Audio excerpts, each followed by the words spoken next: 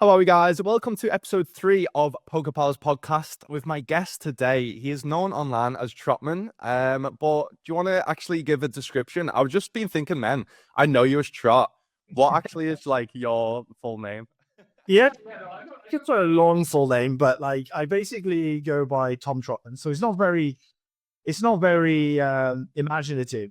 So my screen name is on most sites, on most rooms, Trotman T. So as you might have done yourself when you first sign up when you're like 18 or whatever, just surname and first name. But yeah, like my birth certificate, it's like I don't know, Thomas or whatever, but no one calls me that. Everyone calls me Trot. So And it just be literally, this is why though, I said to Nick on the previous podcast, I've got so many, that's why I call it Poker Pals. I've built up so many Poker Pals now, whether it from streamers, whether it be from obviously, like even like obviously bigger pros that I did with like Game of Gold that I'd just love to have a conversation with. We see each other at live events, like prime example we did in Ireland last year. And until you like proper sit down and have a good chat, you obviously know people as being a poker player or know their background, but you don't really fully know about them. And this is what this podcast for me is, not only me wanting to sit down and have a conversation with people like you, but obviously people that your audience, my audience, yeah, obviously the different audiences, finding out more about you. So if you want to just maybe take us back, don't have to go too deep in your childhood, but yeah, where did you grow up? How did you then eventually find your way into poker? yeah, sure. So first thing, if you can't tell by the accent, is I'm a Welshman at heart. So from the mighty nation of Wales in the UK. And as you can tell, I'm an older gentleman. I'm 40 years young this year, so I'm 41, I should say. Awesome, lad. Fucking good. Thank you, man. Yeah, the cards have been kind, but yeah, like like anyone, no one's born playing poker. It's something that you learn. For most people, it's a hobby. It was for me, and I have had quite a colorful life. I've done lots of different things. Started playing sports when I was younger. Played that to a really high standard. Football or soccer for to your wider audience. Well, I want to get into more details about that because you explained to me that, but obviously we'll get into that. But yeah, that's really something I didn't know about yours. Interesting. So yes, my teenage years, like every kid with a dream, like to try and make it in football. And then, to kind of longer story short, after a while, transitioned into the business world. Like many people, didn't know what to do. Started in a call center. I didn't go to because I did the football. I didn't go to university or anything like that.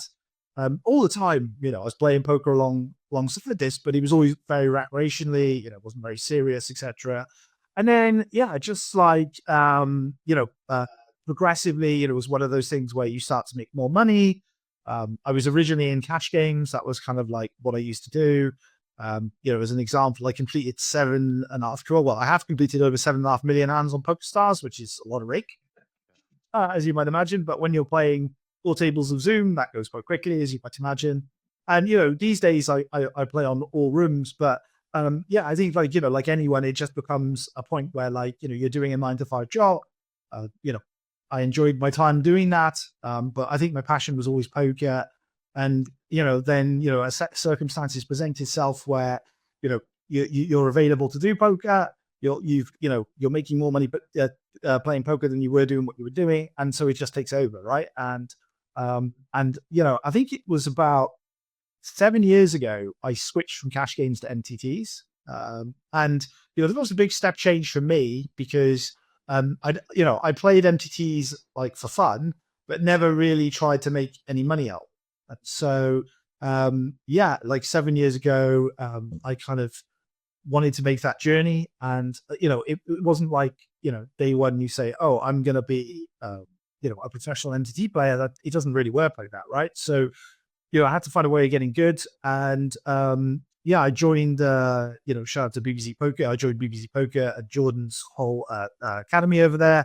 They had a coaching for profit academy, and we joined there. I was there for about 3 years, and really that would be the closest thing I describe to poker school. You go there, you learn everything about your journey, and as they say, the rest is history. You get to a point where you start making money, and then you find yourself on the tables clicking buttons. Let's go back. Let's just delve deep. Go back to the football side. So, Sure. start playing football as a kid. For me, I played footy. Obviously, it's like religion in Liverpool for me, sport in Liverpool. At what point did you know you were good enough to potentially be a professional? And did you were you just playing for fun and then you kind of fell into potentially playing it professionally, or did you always want to be a professional footballer? So what is so you can't probably get this from the camera, but I'm 6'1". So I know you're quite tall as well, right? But I'm Oh, yeah. yeah, People don't see. I said to Nick on the last podcast. Obviously, people again if you find more about someone. People just see our faces on stream. You know what I mean? So that's the one. Probably you get it as well. The one thing I always get is, "Wow, you're so much taller than I thought." Yeah, because all you can see is my head. So yeah, I'm quite a tall guy, and basically, when I was a kid, my nickname was Lanky because I've been this height since a very young age. I was one of those guys at school. They had the growth spurt early, and then you think you're going to keep on growing, but you didn't. You just topped out, right? But so basically, when you're like tall and skinny, I wasn't particularly good with a ball at my feet, but I was just big, so they chucked me in goal. And it just so happened I got pretty good hand-eye coordination. And because I was the better than anyone else at it in my school, it just became the thing of like, we'll always pick Trot first because he's really, really good at like stopping the ball. And so for me, I felt wanted, right? Like as a kid, you're always trying to like, find groups, be in the cool groups, all that stuff. And just because I was good at catching a ball, I was sucking goals and always picked first. So it kind of naturally brought me into it. And then what happened was I just sort of suddenly realized this is going, I was 11 or 12 at this age. I was just like way better than anyone else in my local area. And so, you get spotted, you go for trials at various different clubs and then eventually, you start somewhere, my hometown was Cardiff. So I was at the Cardiff, they didn't have academies back then. Like it was all like YTS and like I don't even know what the proper term would be, but like they had some sort of youth team or whatever. So it was there, and then I sort of did a bit there, and then I went to Cumbra's Academy as well, which is for those that aren't familiar is the non-league equivalent of the League of Wales, and Welsh Premier or whatever it's called nowadays. And played there, and I graduated that, played in the first team. I can't remember how many times. I was a goalkeeper, so normally I was on the bench, right? Come on for the cut matches and things like that. But yeah, I mean that was a lifetime ago, but it was a very big passion of mine, and yeah, obviously, like any kid that when you get into something, and we were just talking earlier this week about our personalities. I tend to give 110% to everything I give for. So if I want to do something, regardless of whether it's a hobby or it's a profession, I'm going to try and be the best I can at it. And that was certainly the case back then. So what age were you kind of like doing that for? And like at what point were you kind of like were you ever getting paid to play football? Yeah. So, I mean, I would say like realistically, I would say it was serious for me when, I was at the Cardiff bit, and I was at the sort of youth team, learning my trade, getting taught by really top coaches and stuff like that.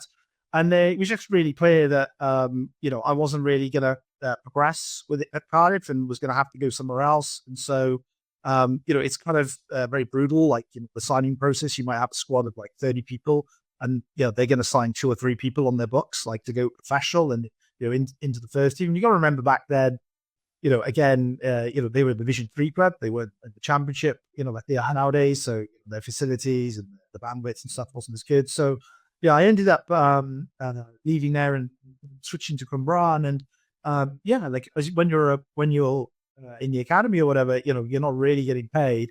But obviously, as you move into the first team, and like even in the Welsh Premier as it is today, there is a mix of semi-professional clubs, professional clubs, and amateur clubs, right? Because it's like a conference league. There's a real mix. The clubs at the top are professional, the ones in the middle are semi, and so forth. And Cumbrae and Barrytown were the 2 professional clubs. I think TNS as well. But I'm really showing my football knowledge.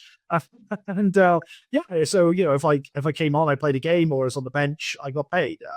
That was the gig. And obviously back then, it was obviously a relatively small amount of money, but to me as a teenager, it was a lot. And who wouldn't want to get paid to play football? So Yeah, literally the dream. yeah. Did you ever play with any like well-known players? Who was like the most famous or best player you played against? Yeah. As I said, so just to zoom out for a sec, Cumbraen were like one of the best teams in the Welsh Premier League, and they had, as part of that, as you know, the English football system's a bit weird. You have Swansea, Cardiff, and Wrexham in the English league, and Merthyr, clubs like Merthyr are like in the non-league, but then you have a load of clubs like Barrytown, TNS, Cumbraen, that were in the Welsh Premier League, right? And but the Welsh Premier League actually had access to Europe. So if you won the league, you went into what was back then the I guess the Europa League. You know what? I remember one of my earliest memories because TNS. I've not thought about. I've not heard that name for years. I remember Liverpool playing TNS and me going for that. Yeah, it's up north. So yeah, Player. it's TNS. Yeah, yeah. I'm sure Gerrard scored, but yeah, I remember. Yeah, literally, and I'd never heard of them before. Probably never heard them since.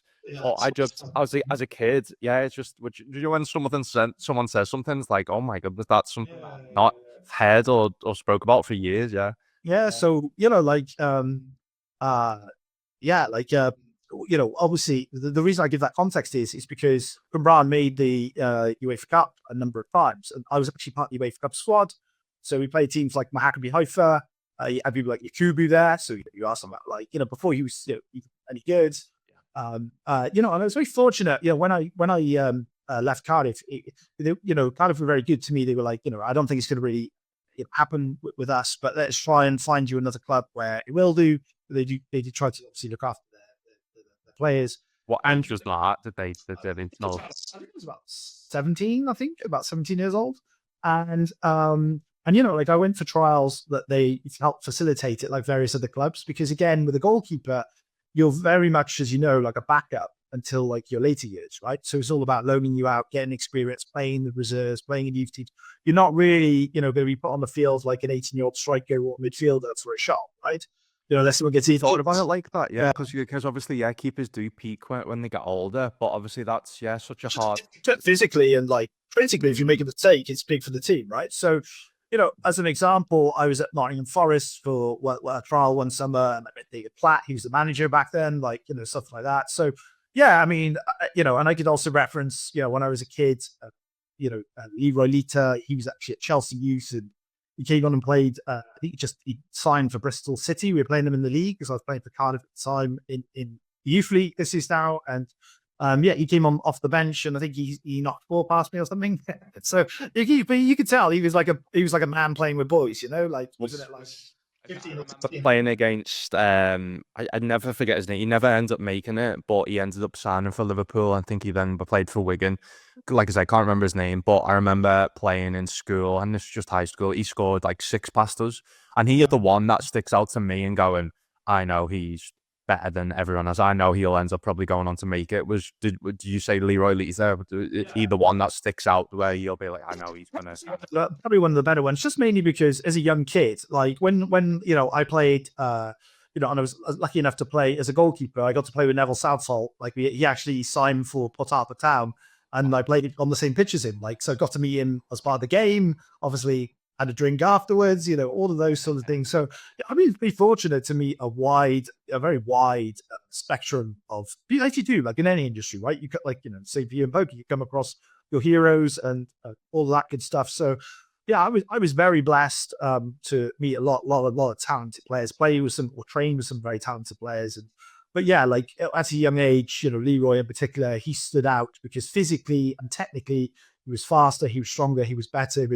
And that's really the thing, is that, as someone, you tried to be self-aware, and you could just see that like someone like that was going to clearly have a future, a very bright future. Most people would say that he's probably not one of the top strikers in the world. So you can only imagine what's happening if you're in a club with a Cristiano Ronaldo or something like that. And I think Leroy ended up playing Championship and Prem for a little bit, but he's nowhere near sort of European pedigree. What's your favorite memory of playing football, and would you say? Yeah, I mean, so I don't know if the record still holds, but in the last year I played the youth league. It used to be called something called the Exploitative League. And it covered all the South, right? So played all the South. I one player of the season I held the record for the least number of goals conceded, 12 goals. We didn't lose a single match all season, a bit like Arsenal and the Invincibles. He had all wins and one draw. So yeah, that was really big for me. I did that with the Cumbrian youth team, final year with the youths, and that propelled me into like what was the first team and as the backup goalkeeper or whatever. And yeah.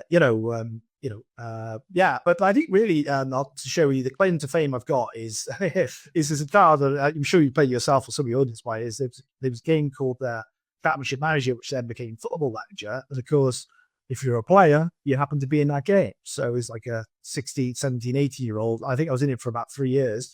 What I used to do, buy myself all the time, edit the stats, play myself a Premier League club. So yeah, I guess that's my 15 minutes to fame. I like it's a fond memory I look back of.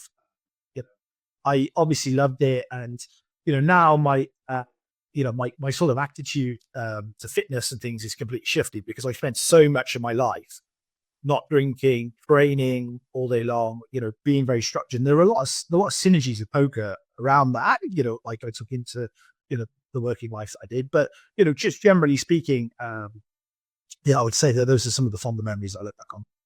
So then at what age did you have to make a decision of kind of like, right, I'm gonna have to like leave this behind me, or what was kind of like the change from football that then led you to poker? Yeah, so not to go into a sad story, but basically, the manager of the club died very unexpectedly, and that changed everything, right? So we had a new manager. He had a different approach, wanted different players, like any other manager coming in, and at the same period of time, I think by now I'm about 20 years old, right? Maybe 21. I can't really remember. It's too long ago, but there was definitely a point where I was making some money through football, but not enough for what I wanted in life. You want a car, you want to take your girlfriend out or whatever, so I needed a bit more. So that started with like getting a call center job. And I remember at the time, I like to work, as I said, very hard at it did. And they offered me to be some sort of team lead on the call center, but it meant I had to work Saturdays. And at the time, the amount of money they offered me was more money than I thought I was ever going to achieve because I'd never been to university, or anything like that, got any qualifications. So I was like, hey, yes, why not? Right. And so I had this choice, right? So to answer your question, I had this choice, which was continue down a path of I might make it in football. And you don't know. You could just end up washed out, all of that. And we had a new manager. There was a lot of turmoil, a lot of changes at the club. And I was very young. Let's be honest, it wasn't like I was at a Premier League or even a chapter. I was in a non-league club, right? That was professional, but it was, semi-professional, whatever. It was, it was not secure. Let's just say that it was not secure. Could I break through into that team and make it? Or there was a guaranteed, 9-to-5 job in a call center and someone offering you a bunch of money. So, I kind of made the decision with my head rather than the heart and went with that. And yeah, and then the rest is kind of history. I left the football stuff behind. It's one of those weird things when you played the game. It's difficult to be a really big fan because you kind of wish you were playing. Yeah, it's kind of like not bitter, but like kind of yeah. You've got. I'm the same. Like I'm nowhere near on the same level, but to make it in poker, I knew I had to give up gaming. Call of Duty, FIFA was just my I just used to love playing. But I was like, if I want to make it, this is just I'm spending too much time into that. That stopped me then, and then I watched content from that, and that stopped me then watching content similar to tennis as well. Like play tennis and then Yeah. stop watching it again. So yeah, it's kind of similar to that. Where you look back and you're like, right, I've got a new life now. Like that could have been me. Yeah. But did you ever I'm sorry, you've not got back into football since in terms of watching it? No, I mean, I watch it, right? Like my kid, I've got 2 young kids and they aren't of an age yet where they're kind of into it. One of them kind of expresses a bit of interest. Obviously, I do push that. But I've played five-a-side in the week and stuff from time to time, all of those sort of things. But yeah, am I someone that, religiously, goes down to their local football club and watches the team? No, I'm not that guy. I'll watch Match of the Day on the telly. That's about it. But and I think that's the relationship. If you played football, we kind of have, right? You're either all in one club or you kind of want to watch it from the TV. I don't think you randomly start supporting other teams. Yeah. Who is your team then? If you had to choose one team. Well, growing up, of course, it was really the era of Man United versus Arsenal, right? So Ferguson against Wenger and the Incredibles, right? And then you had Beckham, Neville, Philip Neville, Nicky Butt, Scholes, Giggs. So there was a lot of like UK talents, right? Like that was homegrown, and I think that's what really attracted me to Manchester United. Obviously, it's easy as a small child when you're at school of 7, 8 years old. Like, which team are you going to pick? You're going to pick the one that's winning. And I think I was a proper glory hunter because I think before or the point at which Man United were losing it, and sometimes I was a Newcastle fan and there was a Man United fan. So yeah, like It is, isn't it? Yeah, just like you just you kind of follow the glory. But yeah, I think as I got older, interest wise, I always followed Man United because they felt like the more as the Premier League expanded and lots of foreign stars came in, I always felt like they represented that possibility, that dream of like someone from the street effectively just making it to the very top. But that always resonates well. And then just before we move on to poker, who, in your opinion, being a goalie, who's the GOAT goalie? Who's the number one goalie of all time, in your opinion, do you think? Yeah, I mean, lots of people say Shilton, right? Like he was very good. I think again, it's what generation you live in, and I know you'll know this person, but it had to be Schmeichel growing up, right? Like he was the cat, right? Like he was just the best at the time. There's obviously been lots of amazing talented goalkeepers. Like I had a lot of respect for Czech. Used to like watching him play, like when he was at Chelsea, and you've got the CS as well. It was very good, even though he was quite small. So yeah, there's been many great goalkeepers, but yeah, for me, it would be Schmeichel. And then now, so you said you were working in a call center, was Yeah. it? Became a manager, working on a Saturday. Yeah. You were then, I'm guessing, you said you went into cash games first. I'm guessing you were just playing poker on the side, just on the side of your job. Yeah, just playing Sega. Yeah, seems so is everyone just play, I remember when I first, the BBC guys, for anyone, I'm sure you can link it at the bottom. They've done a blog. So it's like a couple of page blog on my sort of journey into poker.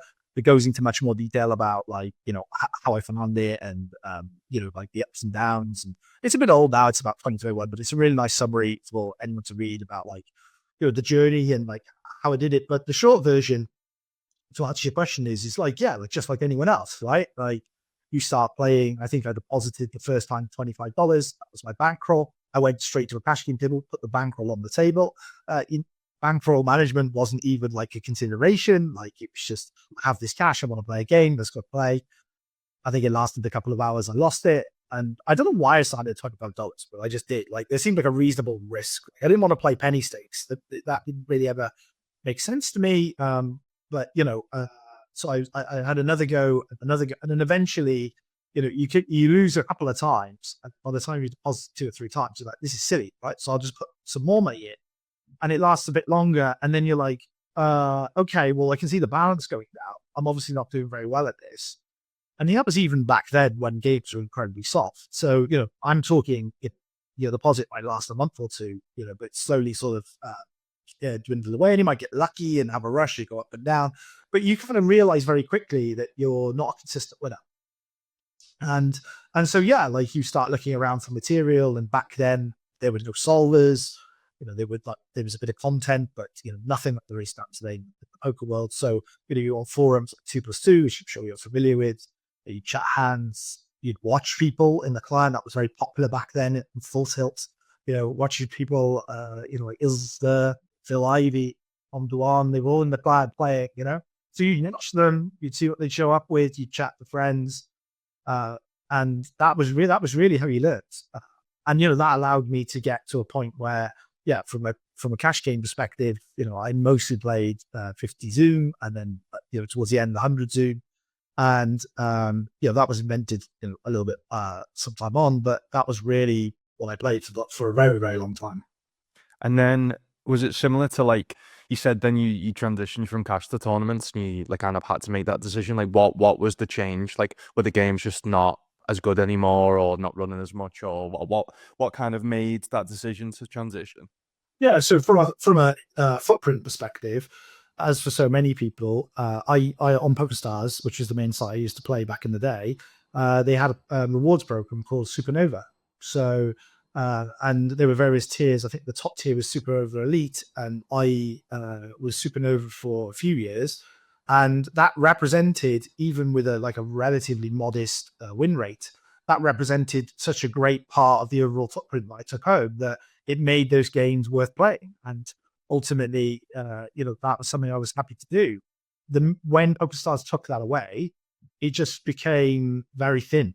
You'd be grinding for very small edges. And so I realized, and this kind of coincided, going back now, as my memory's hazy, but I'm sure someone in the comments will correct me. But I think this coincided with what PioSolve became more mainstream. So this was the first real explosion of the solver. I'm sure there were others before it, but I remember hearing about PioSolve, not really knowing what it was, and it wasn't until a few years later that I got it myself and actually started studying with it and going on that whole solver journey. But there was this whole sort of perfect storm of PokerStars got away with the rakeback program. There was an emergence of solvers. People were getting very good. And obviously in cash games, one of the things that really kind of took me away from it, and I'll come to the entities in a bit, was that it was a never ending game, right? You'd sit at a table, it would go on for as long as you wanted it to go on. And mostly, for the most part, you're at a very similar stack depth all the time. So what that means is that people who study and work hard at the game, they get very good very, very quickly. And I stumbled across actually Jamie Staples on YouTube. And he was doing he was basically had highlight reels, kind of what you do today, your stream of him playing poker on Twitch. I didn't even know Twitch existed, it was a thing or anything like that. And that immediately caught my interest. I was like, hang on, how's this guy been hundreds of thousands a year, playing poker? What's this all about? And so, yeah, naturally I took an interest in this. And I think that's when I hit a real crossing the roads and said, right, well, I'm really going to I really need to improve. So I'm either going to improve the cash games, or I can say, I'm going to make this choice, this step change, and go over to NCTs and learn that. And I think when I sat back and talked through with people, there was just more excitement, more innovation. It was huge on Twitch, NTTs, right? And it felt like that was the future and cash games were the past. And so for me, yeah, that was why I made that decision to switch over to NTTs. But it required me, as I said earlier in a bit, that I had to learn it from scratch because I knew nothing. How do you play 10 bits? I've been playing 100 bits all the time. Of course, yeah. It's funny you say that about Jamie. I was exactly the same. I remember I was 18 years old, wanting to get into poker. I was playing Zoom, just 1 cent, 2 cent. Black Rain. Did you ever hear anything? Black Rain, yeah, which was the first kind of book I read to get better. And then I found out I just always enjoyed tournaments more, but I just felt like I met a friend in Leo's Casino in Liverpool. It was Poker Society. We were playing $5 buy-ins, and he was studying architecture, and I was studying business management, but we just really loved the game, and we were just talking. It's how can we get better at the game? We both just absolutely loved it, and we wanted to get better. And he was oh, I've got this book here, Black Rain. So that's what kind of my first study material that I used.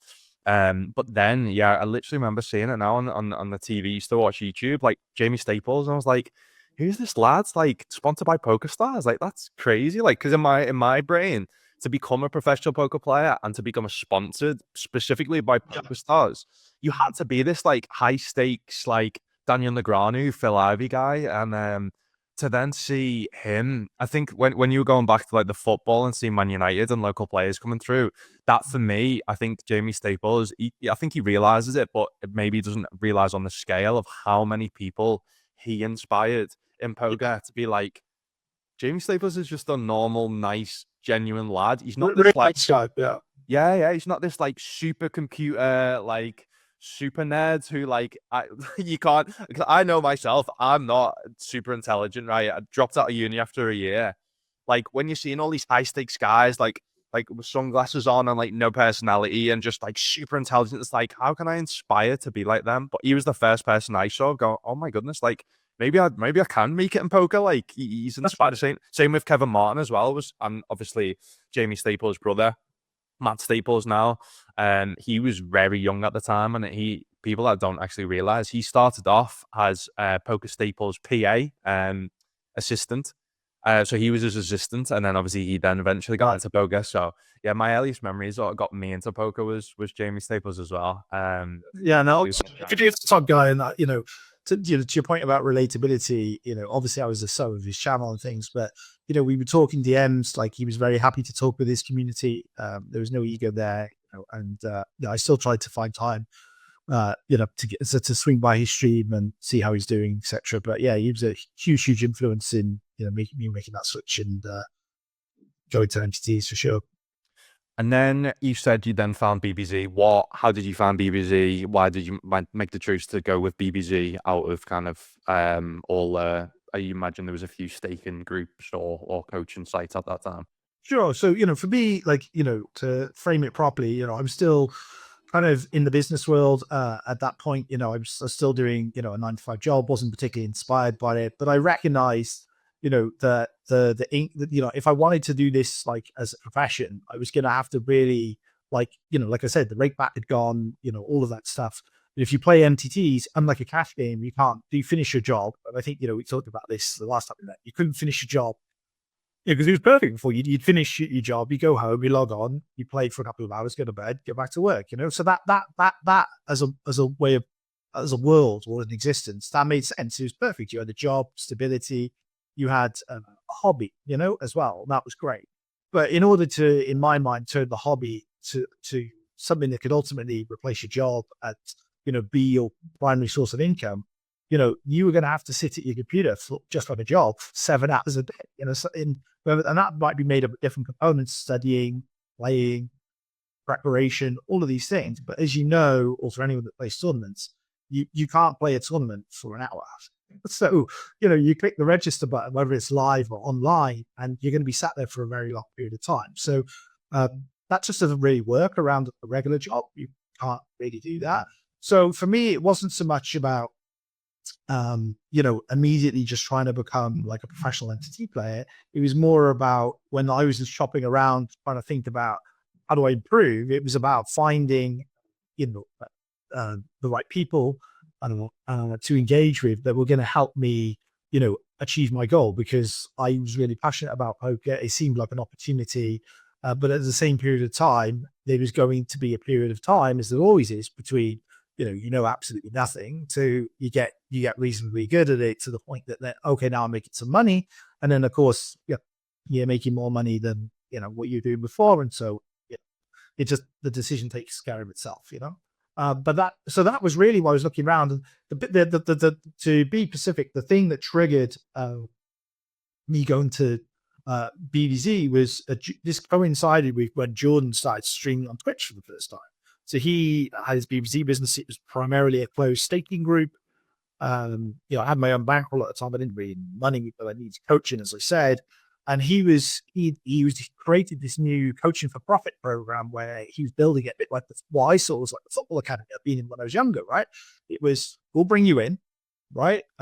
We'll, coach you and develop you, help you, a bit like a poker university, teach you how to become a professional in exchange for profit at the tables, right? And, that was a long-term program. It was a long-term commitment. I knew, some of my friends that were in there with me, they're still friends this day. And so, yeah, it was a very strategic, very deliberate thing I did. And when I saw Jordan playing it, how he thinks about the game, it was just a question of the planets aligned, and I was able to get in. You were still doing this as well as your full-time job. As soon as my job, yeah, for sure. How did you balance the two then? For people like, obviously, I want to use your story to inspire people, but also your story as like, and your advice as well on how, obviously, because this is obviously, the poker world is different from obviously when you were doing this, right? Poker has changed, but you've still around, right? And the options are still around. But like, how did you balance the two to then transition into doing poker full time? Well, it's actually really simple, but it's easy to say, but incredibly hard to execute, which is like anything in life. If you really want it, you'll make it happen. And when it comes to poker, the narrative that I sort of always say is that no one's born understanding poker theory or how to win at poker, right? Even how to exploit people, right? Regardless of your play style, regardless of how your attitude to the game or how you think about the game. there is obviously on paper like an optimal way to play, and based on the opponent you're playing, there's also an optimal way to play, and that needs to be learned, right? No one comes into this world knowing how to play poker, so all can be learned. Some, like any type of discipline, there are some people that are naturally better at it than others, right? Some people get it first time. Some people need very little training or very little support, and they're just gonna fly. You see these people winning millions of dollars, and all of that stuff. And but behind the people, the glab, the glass, there are armies of people that have tried and it's not worked out. But one thing that sits as a current theme with all of them is when you actually ask them, well, how many hours study did you do a day? The number is not normally anywhere near as high as the person who made it, right? And so I've done a clip from a podcast, previous podcast to put on socials, and there's a couple of comments. I've done a clip basically saying the best players in the world are the best players in the world for a reason, because they've just simply worked harder than anyone else. And I had a couple of comments. Some guy was like, "If I had they know they just have money. If I played at them stakes, I would win as much as them." What do you think about that? Well, like I do think there's a thread of truth to it, which is there's when you think about the high stakes scene, and I've played high stakes, so I do still today from time to time. You have like different demographics of individuals, right? You have people that are playing for fun. It's worth saying people that can afford to play for fun at very high stakes. They've obviously got a lot of money, and in most cases, not all, they're exceptionally good at something else in this because they've been able to accumulate that money through something else, right? And you don't, lots of people don't, get handed a money tree, so they've had to work very hard in their life and be very successful at something else. So they're normally very bright individuals, it's worth saying, right? They just don't necessarily know how to play the game particularly strongly. The second group of people are the kind of elite, professionals who are extremely good. They're the best of the best. It's what a lot of people see at the top of the tree, and they work incredibly hard to get there, or they're incredibly naturally gifted. It's one of the two. And then you have another demographic, in my opinion, that are good enough, right? They're not definitely the best in the world, but they're good enough, but they just have a large bankroll. So, for example, they're happy to play for a 5 or 10% ROI, and they've got such a large amount of money, they can weather the storms of the big ups and downs, but they're still profitable. But it's just, if they go on a 100K swing, so $500,000 swing, so, it's fine. I got lots of money. And some of that may have been accumulated back in the golden era of online poker, or it may have been accumulated through, other ventures in their life. Now, why do I see this? Is because I actually think some of the tougher stakes today in 2025 is the sort of mid to high stakes transitional scene, where you have a lot of people that haven't had yet a super big score to make it fully to, play some of the biggest buy-ins that are available in poker, but they're extremely talented and they're working extremely hard to get there. And so actually, I think, some of the sort of mid-stakes buy-ins are some of the toughest right now, because you have a bunch of people working incredibly hard to get there. Because generally speaking, when it comes to people playing for fun, you either have a lot of money and therefore you want to play very big stakes, or you don't have a lot of money and you want to play lower stakes. You don't tend to get people, having a sort of, in the middle amount of money and wanting to play, for fun in the middle. You see what I mean? It doesn't quite work like that. Just one question.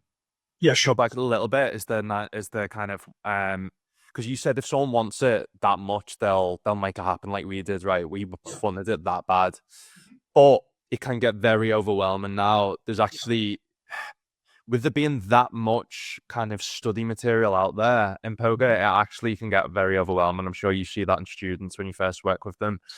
If let me give you this scenario. You work 9 to 5 in a call center like you did. If you work 9 to 5 full time right now, you are, I don't know, 21, 22 years old. You still live in your parents. You can take the chance of taking a risk into poker, but you kind of don't really know where to start. You don't know how to transition from working full time to then getting better and stuff like that. What would your strategy be? What would your plan? Sure. So, I mean, I think that there's, I want to answer the question in two parts if I can. I'm going to give quite a long answer because I think it needs it, actually. Yeah, it's a really important thing. So I think the first the way I see it is, one is about how do I acquire the knowledge to do this at a professional level, right? That's kind of part A of the question, because without the skill, you can't do it. You can't do the job, right? It's like, if I use the analogy of like a, a gas engineer, if you can't fit a boiler properly, it's going to be a big problem, right? People are going to get hurt. It's not going to be safe, etc. Like, so you have to learn the skill in which and what to do that. And the skill we're talking about here at poker is about making money, right? That's how to play cards. So that's kind of part A of the question. The second part of the question I see at part B is like, okay, well, having acquired the skill, right? How do you get to a place where you, realize your dream of making this your job, and as quick as you actually can, and do that in a way that you don't end up like one of these stories where someone loses a lot of money, they have to go back to their job or whatever it may be. Like, how do you set yourself up for success? So that's kind of how I see the question as two parts. So I'll start with the first part, if that's all right, which is how do you acquire the skill? And I think you mentioned something which was really important, which is there's a lot of saturation out there in terms of training materials, coaches, all that good stuff. And I think one of the really interesting things that I see from other disciplines and other walks of life that I've been involved in is everyone in the poker sort of community tries to teach poker in exactly the same way, right? There are group seminars, there are videos, there are shorts, there is CFP programs, there's staking. I could go on and on, but effectively, whilst there's different flavors and there's probably ones that are very good and some that aren't so good, the reality is everyone does it the same sort of way. And there's been very little innovation, in my opinion. I've been fortunate enough to be, as my career in poker has gone on, I've been fortunate enough to be exposed to, a number of different poker schools, poker groups, staking houses, whatever. So I've seen behind the curtain a number of them and know that they're very, very similar. And the reason that that's an issue is because as human beings in any other discipline in life, we all have different learning styles. And so the first thing the biggest advice I'd give to anyone is you really need to figure out your learning style. So as an example, I think we've openly talked about this. We've had private coaches that are elite that help us where we can ask questions and we can talk to them in the moment. We don't particularly as individuals like watching a video, right? That's not my personal learning style. Right. That's the first thing that came to mind when, obviously we have access to the BBC seminars, and I used to say, like, I used to try and watch them when I do cardio. It's kind of like doing two things that I know I've kind of got to do, but don't really enjoy, which made both even harder. But I personally now, just too busy to that and don't have the time to sit down for an hour.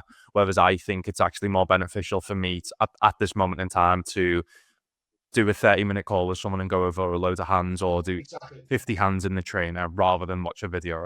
Exactly. And whilst that resonates for me and you, sat next to us, there's another two people that will learn a different way. And why is that proven and known? That's because in all other industries, there's lots of different training companies that, professionally train people in lots of other disciplines. They have different mediums, methods in which to do that. So the first observation is, whilst the poker industry isn't going to change anytime soon, in my opinion, maybe there was a little bit of AI, etc., that may change. But, largely it's the same for someone starting now. If they want, to your question, if they wanted to get good, they need to figure out how they learn, what they find the easiest way to learn.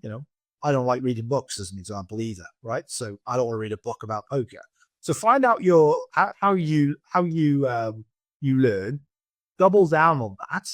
And when it comes to selecting, the type of content you engage with, be that, an individual, a platform, or even a poker site or a poker house, you want to make sure that you really connect and vibe with the main person or the main instructor that is giving you that tuition. Right. So if you struggle with maybe language barriers or, tone of voice, or just, they're just generally not on the same wavelength as you, or don't have the same energy, it's going to be it's always going to be like pushing water up a hill. Right. So I think what's really, really important is you find someone that is better than you at the game, that can help improve you either through themselves or their products and services, and connect with that. Right. The second part to that is, look, obviously great quality products are expensive. And so sometimes people can't start out the gate going, oh, let me, sign up to, set poker sites training program or buy an expensive course, which some of them are excellent.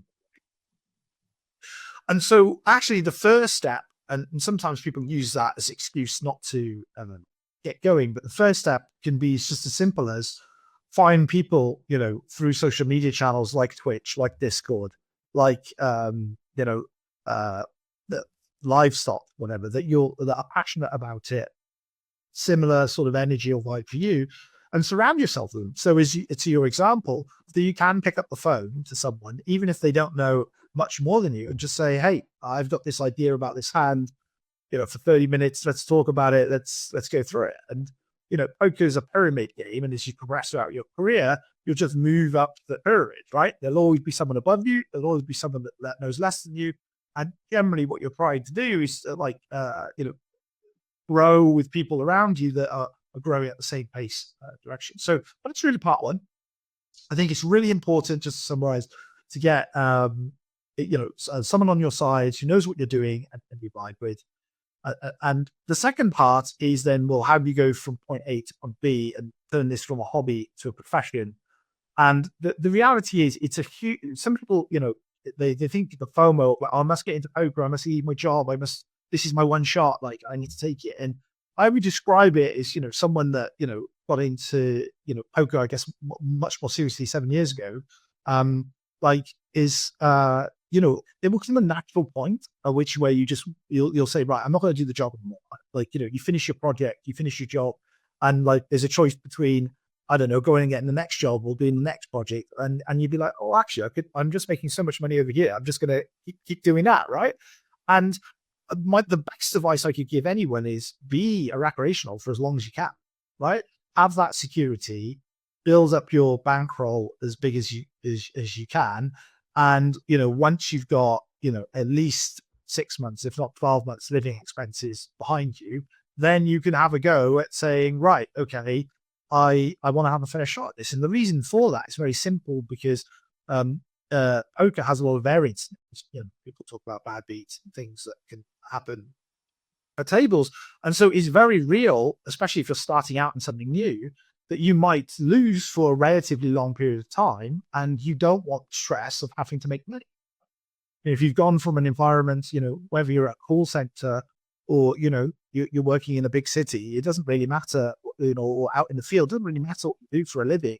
The reality is that you've gone from something stable to something variable, right? Because your pay will be variable. And so having, some savings, and, a proper bankroll is very, very important, so that you can focus on the task in head. And also when you're at the tables and you're under pressure by other talented people that are also trying to make money, you can make the correct decision without having to worry about the money side of it, because yes, your rent or whatever, or your bills are already paid for. You've got the money for that. And so I feel very strongly that, especially in 2025, no one should be put off about making the June. We'll get into streaming in a minute, and how I've demonstrated with your help, how I was able to do that in less than 12 months. So it's definitely still doable, but no one should be under any illusion. You can see some of the pictures behind me on the wall, all the famous poker quotes. But, I think the sayings, poker is an easy way to, easy way to make a hard, I'll live in whatever the quote is, I forget now, but I don't know that, was it? Hard way to make an easy living. Hard way to make it easy. That's it. Thank you. I forget things. And it's true, right? Like, it's, once you've acquired the skill, it's easy, but to get to that point and maintain is hard. And if it wasn't hard, everyone would do it. That's literally what I always say. Literally, if it was hard, if it was easy, everyone would be doing it. And there's a reason why. But there is also a reason why there is professional poker players, and that's what kind of inspired me. It was like, there is, if I always look at other people, like, if we can do it, if other people can do it, like, so can I. Yeah, you don't need you don't need a degree. I have no degrees, right? You don't need a degree. You don't need physics. And it's never too late as well. As someone who's older, that's the other thing. When you talked about someone that was 21, I'm 41. Right. If you take my relative, like I said, obviously 21 and 22 is just at that age, obviously living at home. You don't have a family to support you, because obviously then, like you said, you then started streaming a year ago when you had a family to support and stuff. So you've then even done it in a spot where then you've got even more juice involved. It's more challenging, etc. But the point is it can always be done. It's like anything in life. If you really, that's an example just to change tack for a second. If you really want to become a plumber, you can go to university, you can go to a college, you can get an apprenticeship. There's no thing that says you have to be 18 or you have to be 30 or 40. You can just do it if you really want. And it's exactly the same with poker. If you really want it, the dream is very much alive in 2025. But to do a full bob and weave back to football, right? There are very few people that are going to make it to the Premier League, right? So, when you see Lucas play in the 530 bodybuilder, yes, most people would say that's high stakes. But that is not the 10K Super Millions GG. That is not the 5K Titans on PokerStars. To get to that level is a whole nother conversation. It's a whole level of skill set. And the glamour and glitz that you see, the reality is, it's just like, sport or any other job. There are levels to it, right? And that doesn't mean that you can't make really good money playing cards, but it also doesn't mean that you're necessarily going to make it right to the top, and very few will. And that doesn't mean you don't aspire to do that, but you want to be realistic about your expectations, especially if you're first starting, right? If you're 18, 19, as you were saying, living at home and you want to give this a go, it's about consistency. Poker, something I think Jordan said to me a long time ago is, poker is a marathon, not a sprint. That's definitely true. You're going to have good years, you're going to have tough years, and the general idea is to keep the trajectory going up. But it's a long journey. And just like going back to like people want to become a Premier League footballer, right? Yeah. People don't see the struggle to get there. People don't see the heartache of getting dropped by certain clubs. Like the amount of like big names that have like came from certain academies and then got dropped when they were younger. Like that could have made like put them down and made them stop the journey into poker into football, but it didn't. But people see all the glam, all the fame, all the money, but then what they don't see is the downside. Any job has got the downsides. Any job has also got the sacrifices, the hard work. Like again, being a Premier League footballer is they obviously, yes, they have the talent, they have the probably good genetics and stuff like that as well, but they've worked hard together. And that's what, when you said before actually about like, you're at a point in football where you kind of didn't want to, you're in the transition of like, do I have to wait and just like kind of like ride my luck in, am I going to make it as a footballer? Did you then enjoy that in poker to then be like, no, like that, the harder I work and the more I put into it, the more I'm kind of going to get out of it type of thing? Yeah, I think for me, it's a really good point you make, is I kind of saw, I always wanted to I always regretted not running the dice on the football thing. I always regretted it afterwards. I feel like I should have, if I had my time again, I should have taken the blue pill, right? And gone the other way and trusted myself that I could have done something in the business world if I really had to, or maybe poker, if I needed to, right? And I kind of bottled it or whatever, right? And left it. And when it came to poker, I was like, well, here's an opportunity with unlimited potential, right? I enjoy it, and I enjoy it just as much as I do my football. There was a lot of synergies, right, in terms of like you work hard, the structure. A lot of people think about this table skill, but there's also a really big mental game, financial management, financial planning. Mindset is really important. Being healthy is really important. So all of these things, then there are huge parallels, and that really attracted to me. And I didn't want with poker, to really, when the opportunity came across, I didn't really want to say, right, okay, I'm going to turn this one down and regret it. So, that was very much something that I took from the poker side of things. Sure. Well, that's why I think things happen for a reason, though. And like, I'm a big believer of like, yeah, you're always gonna have some regrets in life, but obviously that then led you to poker, and then that then led you. Prime example, we'll get into it. Like you started streaming for a competition, which you didn't win, and I was in a very similar spot where I didn't win, but that didn't let us stop you. And did you think that you kind of used that football thing of right?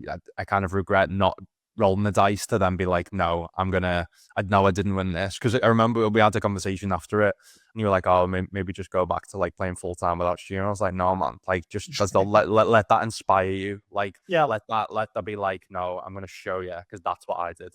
Yeah, no, definitely. And like, as you said, like everyone always has ups and downs. And, sure, it was obviously disappointing not to win the competition, but, ultimately I lost to someone that was, more established, more experienced, and they were playing a slightly different format. But, it gave me a lot of insight into what it would take to be a streamer, play poker, how to build a community. And so, there were lots of, positives to take from it. And, I only had ever good things to say about the guys at 88. They were absolutely fantastic in terms of the support they gave me when I was working with them. And, I still regularly play on their site today. I think they made a big effort on their software to improve it over the last couple of years. And, it's in a place to where I regularly play poker, even though, I'm partnered with Coin these days. It's still a site I enjoy it. So, I have nothing else to say apart from the fact to say thank you to them, which is like, they helped me, as you say, give me that foot in the door. And I'm sure I wouldn't be streaming entities for Coin today if it wasn't for my first attempt at AD8, Well, it's just a good attitude to have, because you could go back then to football and be like, yes, Cardiff kind of say drop me, but then Yeah. they give me the first opportunities, and then they help me then find future opportunities, right? Which then led you into poker. Exactly. And, you talk a lot about, you mentioned earlier, the point around like things are meant to be, and I do kind of, work with that philosophy. And I think, a big part of the mindset is you create that philosophy. If you visualize something you want it to be, you're going to act, you're going to behave in a certain way that, helps you realize that goal. And, it just really comes full circle back to what we were talking about, which is like, can you make it in 2025? From your bedroom? The answer is absolutely. The question is, for me, when I meet lots of different students, is do you really want to do the work? And they're for every 10 people that say they want to, there's normally only one that actually does the work. That's That's the reality. That's what I was trying to think of in the Premier League football. It's like everyone wants to be a Premier League footballer, everyone wants to be a professional poker player. Do you want to put in the work? Like, Exactly. Most people don't, because they Yeah. want the good side, but they don't want the bad side. The same with like, everyone wants to like have a six pack and be muscly, but like people don't want to then go to the gym, and it's like, but you've got to.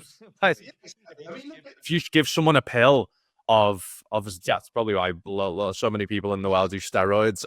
Yeah, right. But in being a professional footballer or being a professional poker player, there's not that steroids. You can unless you're cheating, which obviously there is people scumbags in poker that have done that. But again, I was literally speaking about this on stream yesterday. That's then the job of us ambassadors to stick together, to when an ambassador, which there's been an example of recently, when an ambassador of a site does do something shady or does get caught out, then we stand together.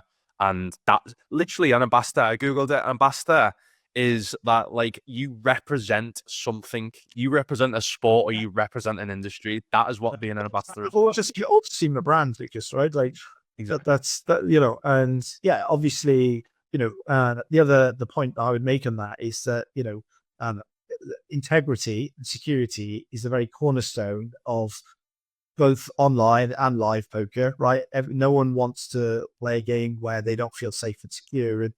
And actually, the right behaviors and the right standards um, is a tide that rises all boats, regardless of what site or brand you may be affiliated with.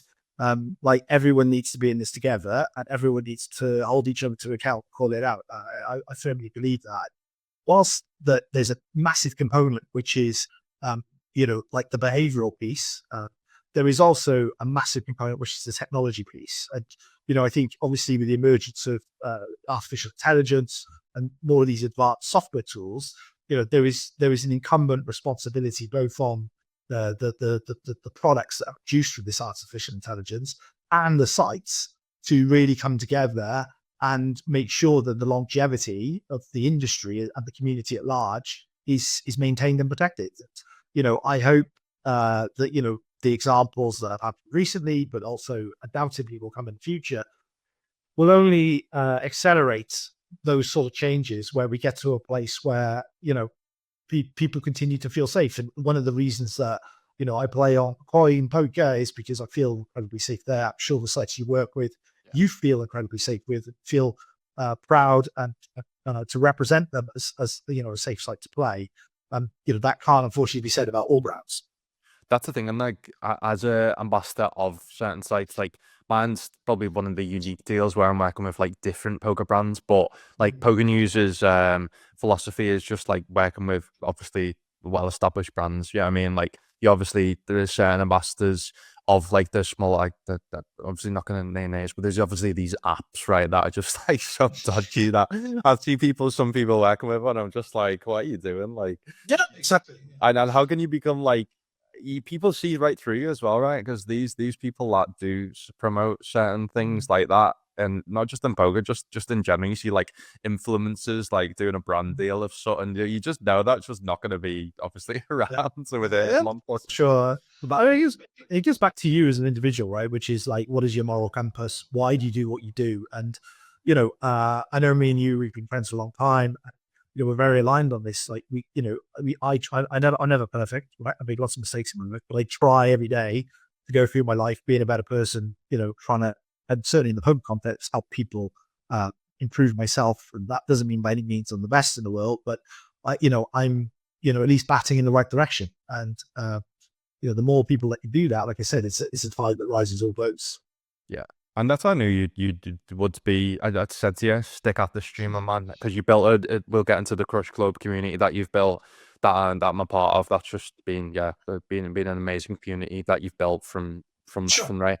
And but also just like we need more people like you in poker to represent the like, because even though like obviously there's different poker brands, but prime example this as well, like GG wanted to build Game of Gold because they wanted to inspire that be something that future poker brands, like they're on paper competitors, but because it just grows poker and it gets more people into poker and it's just good for the game, right? Exactly. And that's the people I had on there, like that they wanted obviously to represent poker in a good way. They wouldn't have had scumbags on that show. Yeah. What was it like your first sort of I guess you call it like TV platform? I don't know how you might describe it, but how was Reality. Well, the like reality TV show? Yes, thank you. it still hasn't any. It's still I've just this imposter syndrome of everything in poker. Being surrounded by all of those, like I guess, like in the football analogy, when I met some of my heroes, I guess you had that experience, like That's what when you were talking about it, that's what it reminded me of. Yeah, because remember the story is it was in South Korea that was filmed, and then we are all staying in the same hotel, but they had to keep it a secret who was on the show. You kind of knew who was going to be on, like the bigger names, right? Then they're not going to not have Daniel Negreanu on. So me and I brought my girlfriend, now fiance, like we were walking through the hotel, and Daniel Negreanu just walks past, and I'm just chatting to him, and she meets him, and after it, she's like, "Who was that?" And I'm like, "That's Daniel Negreanu." That's how much she's incredible. poker. That's incredible. Yeah. And she's like, "That's Daniel Negreanu. What? He's like the nicest guy, like so normal." Yeah. You know what I mean? Like that is just like holy, and just pinch yourself moments. But Exactly. one thing I do want to go back to, just kept like going in my head, was the BBC coaching for profit. It's still a thing. Yeah. You said that's what got you into going full time. Would you still? Because I've never had coaching for profit. I've never been staked before. Sure. Would you recommend that as an option for people still in 2025? And if you do, like, what benefits did you think it helped you do poker transition into poker full time? Sure. So, I mean, I think just, again, to really echo the point I made earlier, you need to find the learning format that's right for you, right?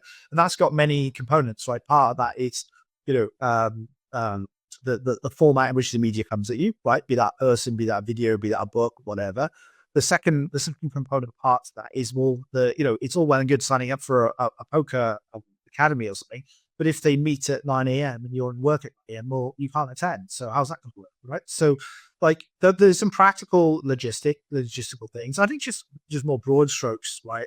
Like, obviously, poker schools, or content houses have lots of products and services, and it's just really important to find the right product for you and be really honest about where you are in your game. And as someone that bought quite an expensive poker course to start with, there wasn't anything to do with BBC. I bought that to start with. Well, very well known course, and it was very, very good. And I got a lot from, right.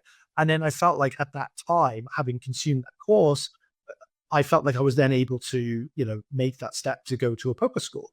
And so, yeah, really, like, to your question around, like, is that still relevant today? Is that something I'd recommend, or like, at what point would you engage with it? I think that's all like super personal. I'd obviously been playing poker for many years before, whilst on paper I was a recreational, because, my bills were mostly paid through, another source of income. I was playing to a relatively high standard, making lots and lots of money. And, for intensive purposes, some people may have said, oh, you're professional, right? That would be the optic, right? But the reality was, I was playing cash games in the evening, whilst I had a job. So, having that foundational level is really important, because these are very serious businesses, right? They're very serious. It is a business at the end of the day. And if you go there, you're probably going to have a contract, and you're going to have obligations to meet that contract. And, they're not going to give you that tuition like you would like for a university elsewhere, or a college or whatever, for nothing, right? So, and the other kind of point to really make is that it doesn't always have to be about that, right? You can play a private coach, you can buy a course, you can, buy a book. There's lots of different, that's the point I'm really trying to land. There's lots of different, things out there that you can get to help improve your game. And, really try and find people that you trust, or, or who've done it, and, get their informed views, and then make a decision. Because it can be overwhelming. You said that yourself. Yeah. And just obviously we'll get more into this, but people, you do one-on-one coaching, right? Yeah. So obviously I'll use your links down below. You offer stuff like database analysis and advice, right? So what if someone was to contact you about this, what were kind of the stuff that you offer if anyone's watching this and's interested? Yeah. So, I have, my main target audience you talked about earlier, Press Club, it's probably worth talking about, is when I first started, I didn't have anyone in my life that was really into poker. And so I created, it was just three of us, a group where we could chat hands. And then over what's been the last 7 years, I think at its peak, it had over 400 people in it. Now we've made it a more slightly tighter group.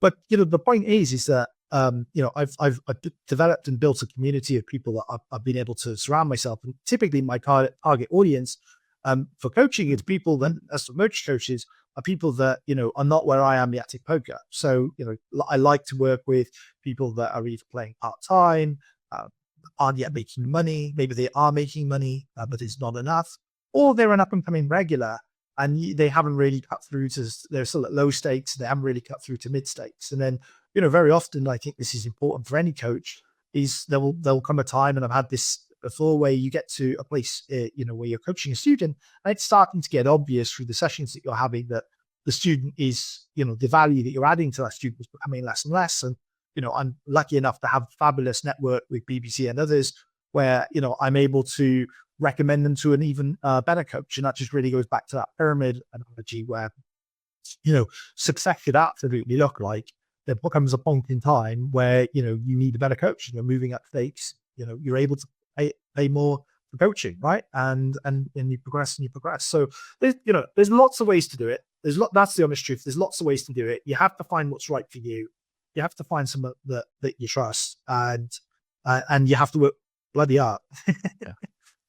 So then let's go back to your kind of story. So then working with BBC, you eventually go full-time in tournaments. What did your first year look like playing poker full-time as tournaments? Yeah, I think at the early doors, and again, I'll give you the link to the article below, right? Because I think it's a really nice summary that the BBC guys done.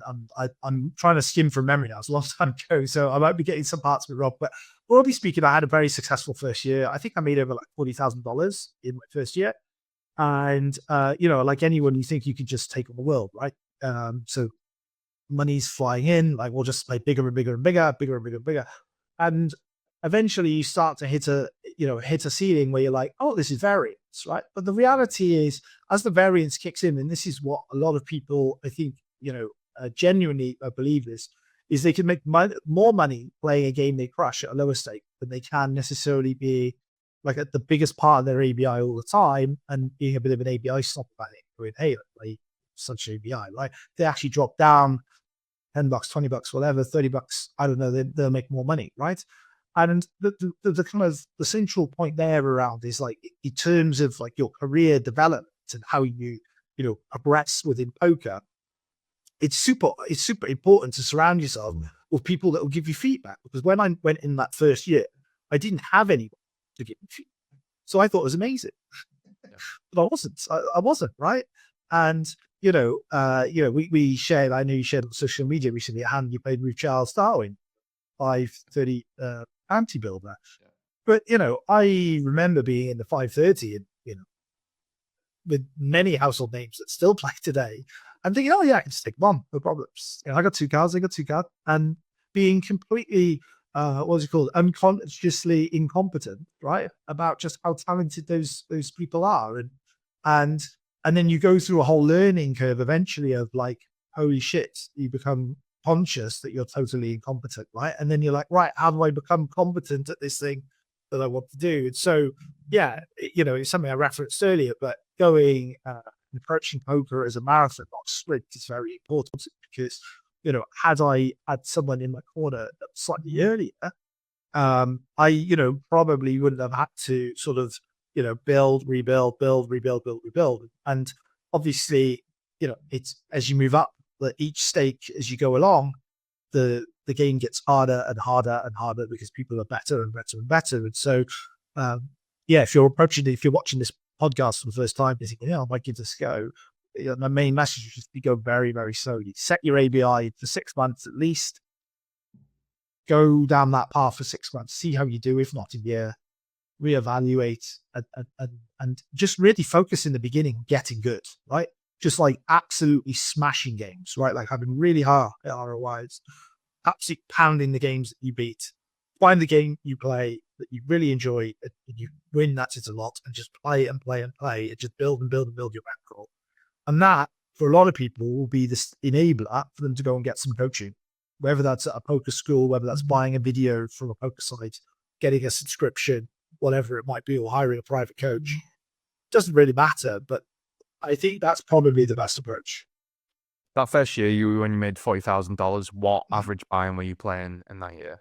Let's look it up. It might be the article. I think it might have been about 15 or $20. Very small.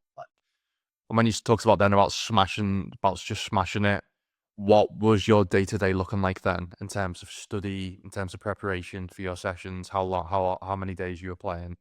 Sure. So for me, it was, and again, the linkage to football, having been at a football academy, I sort of recognized the parallels with like a poker academy. And so, I made that decision. It seemed natural to me to join it. And, there was every day a seminar, right? Like where like there was an hour-long group coaching session. And so, I would always make that a priority to attend, right? I attended that every day for what was pretty much 3 years. And, even though I didn't really enjoy it, I as I said, didn't really like being on those things, but I made it my thing to attend. And, so that was my routine. I would obviously, before that, be studying some hands myself, talking hands with friends in my Discord crush club that I built. And then, I would start playing. And, if I think about, again, and this comes back to experience, when you're trying to construct your schedule, you really, want to speak to someone that's been there and done it, and just sitting down with someone for 60 minutes and saying, right, I want to try and play these games, and I want to try and make some money out of it. Okay, well, firstly, what does actually making money out of it look like for you, right? What covers your bills, right? That's the minimum, right? That's going to be the minimum to start with. Or maybe just turning a profit, right? Like whatever starting point you're at. And then doing some financial planning. And I think this is the bit that people get really wrong, which is like going down those tournaments that are available in your market, available in your clients, doing data modeling. There's data modeling sites and services, we can reference some sort of links below, that are totally free to use, and just doing the modeling. So you go, okay, this is the amount of risk I'm going to take. This is reasonably, and again, as we're gambling, there's a wide range that you could end up with. But like, let's model that range out and let's see if that's an appropriate risk reward that we want to take. And that's the bit that most people don't do. Most people go, okay, I'm going to be a professional. I'm going to grind 7 days a week or 5 days a week, whatever it is. I'm going to randomly hop on at different times, and I'm going to randomly click register what's ever available at that time. And the great reality is there's all different formats of poker. There's PKOs, there's vanillas, there's mystery bounties now. You've got different speeds. You've got hypers, turbos, regulars, satellites. I mean, you name it. There's a whole plethora of formats, spin and goes, whatever. And people normally have an absolute car crash when they first start of just, even if they just take to a discipline of say, I'm going to play PKO tournaments. Some of those games are not, they're not all equal, right? There's different skill sets. There's different requirements for them based on the format. You know, a mystery bounty, as an example, is completely different to a PKO. You know, a turbo PKO is going to feel and play a lot different to a regular speed or a slow speed PKO, right? With a deep structure. So, you know, that's really, really important. Have some structure, have some planning. Don't just click buttons, because otherwise, if you, you know, what I say to a lot of my students is you want to pick the 30 or, you know, 50 games, however many you're playing a day, and you want to hit the same game every single day so that you can build up data, you can build up confidence that you beat that game over a large sample. What would you say a large sample is? Because obviously that's the issue when people can play full time. And I always say that is the hard. That's why I'm asking, like, how people go from a full-time job to then transitioning into full-time poker, because I think that is the, other than going from probably, I don't know, maybe mid stakes to high stakes, is probably the hardest bit, where because you can't put in the volume. If you don't, if you want a life outside of things, then you can't study enough, right? So what kind of, this might not be the attitude everyone has, but like you can obviously play poker for as little as free, right? So you can literally play poker online for free in free rolls, and you know, and then you can play for cents, dollars, and so on, and it gets bigger and bigger. I personally think it's a waste of time. That's my personal view. A bit controversial, but I personally think, you know, if you look at some of the mathematics behind it, unless you're purely playing for fun, if you're playing for fun, then, you know, play whatever you enjoy. But if you're actually trying to make, you know, some reasonable money out of it, I think that's not the way to go. I think what you should do, you know, and I'm using an analogy like learning to play golf, right? If you're going to learn to play golf, you need to buy yourself some golf clubs before anything, right? You can't play the game without some golf clubs, right? You can borrow some, sure, but like, you know, you really need your own clubs, right?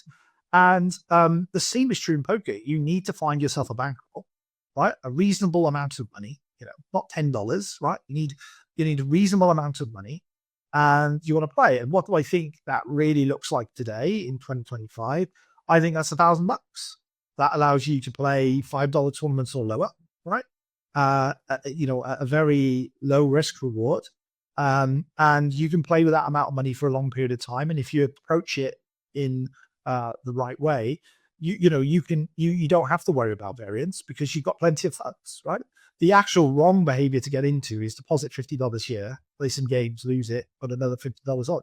You know, the whole setup right from the beginning needs to be, I want to make a one-time investment or as little as I can. And then I want to make that money be my platform from which I catapult, you know, if you're trying to do this professional into professional and grind it from the bottom up. Now, I obviously, and I might be biased this, I came from cash games. And I still think even in 2025 today, if you don't have $1,000, the best way to get your $1,000 is to play cash games. You'll get there faster, quicker, just purely by mathematics and hourly than you will play a $1 MTT. Because if you imagine you have hundreds of people that pay their $1, you said before, you know, how many games you play, right? Before you know, right? It could go on for a very, very long period of time. Whereas in other formats, like cash games, spins is another example. Yes, there's lots of variance, but the feedback loop is a lot quicker, right? You'll get to find out whether you're winning or losing a lot quicker. And generally speaking, you know, if you know, have played 50,000 hands of online poker and you go and sit down with someone that knows what they're talking about, they can probably tell you very early on whether you need to get coaching or need some help. You should move down stakes, up stakes, whatever it should be. And that's why I think it's so difficult to just do it on your own. You need someone in your corner. And that's why I think there's so much synergy with poker as sport. Is like, it doesn't matter whether it's boxing, soccer, golf, you name tennis, you name it. You look at all elite sports people, they always have someone in their corner, even if they're the best in the world. If you look at Tyson Fury, right? He's got his own, he's widely was widely regarded as like one of the best boxers in modern times. And yeah, he's still got a coach and a trainer just like everyone else. Not because Djokovic, he took on Andy Murray as his new coach. Andy Murray wasn't as good as a player as him, but you needed someone with experience, and you need a coach. And outside perspective, that's what it really is. It's because it's very easy to hold the mirror up to yourself and see something different. Right? I was saying about on Nick on the previous podcast was. Right. That's where I think you can do your own work. You might be really good at like a poker tracker and seeing what you need to do well and what you don't. But actually, or going over tagged hands, let's say, right, and going over your tagged hands. But there might be hands that or spots you don't tag because you think you're really good at. But that's when that's where the coach comes in. That's where I think like 99% of the time, definitely do think that like, let's say a spot Jordan says I need to work on. That I know that I do need to work on that because I can feel uncomfortable and I feel like I've not really put in the work on that. But that 1% of like, no, you need to work on this. It's like, oh shit, I thought I was really good at this spot. It's like, sure, no, because that's what's more dangerous because you'll never focus on that spot unless someone tells you. Definitely. And, certainly my coaching style has been influenced heavily by the people that have coached me. And I've been fortunate enough to be coached by some very talented, not just Jordan, but like there's been lots of other coaches that I've had over the years that have, been elite and super high level. They all do one thing consistently the same. It's what I try to do. My own coaching is very rarely do I coach a hand history, like unless the client specifically asks for it. 9 times out of 10, we are working on a drill, right? Like a very specific spot. So as an example, button versus big blind. How do I defend my big blind? Post slot in a single raise pot at this stack depth, short stack depth, medium stack depth, deep stack depth, right? And that's already there. Well, I just reeled off probably 3 hours, 3 lessons worth of like really getting deep into it, making sure we understand how to approach it, how the ranges work, the board strategies are based on the market you're in, the pool you play, the stakes you play, the level of accuracy as an example in a $5 versus a $50 versus a 500 are completely different, right? And whilst the fundamental game is the same, like, what people often refer to as GTO, right? Which is just really the Nash equilibrium answer of like someone playing perfectly against the robot. The reality is what's really important at the most fundamental level is to understand what's going on and why. When you look at a solver, the solver tells you to do A, B, or C. You don't want to try and imitate the solver. You want to understand why the solver is trying to achieve what it's achieving. Because once you understand that, you now know how to deviate. You now know when someone steps out of the game tree and they do something that you're not expecting. Well, how do we adjust to that? Because actually, especially when you're playing low down at first sight in your career, no one's playing like it. That's what I was going to ask you. Like, what would you say to people that say you shouldn't be focusing on GTO at lower stakes and micro stakes? Well, I mean, not to flex, but I'm going to flex. But I've played Lifetime. I think since I started with BBT, right? So it's a good yard started, went to tuition.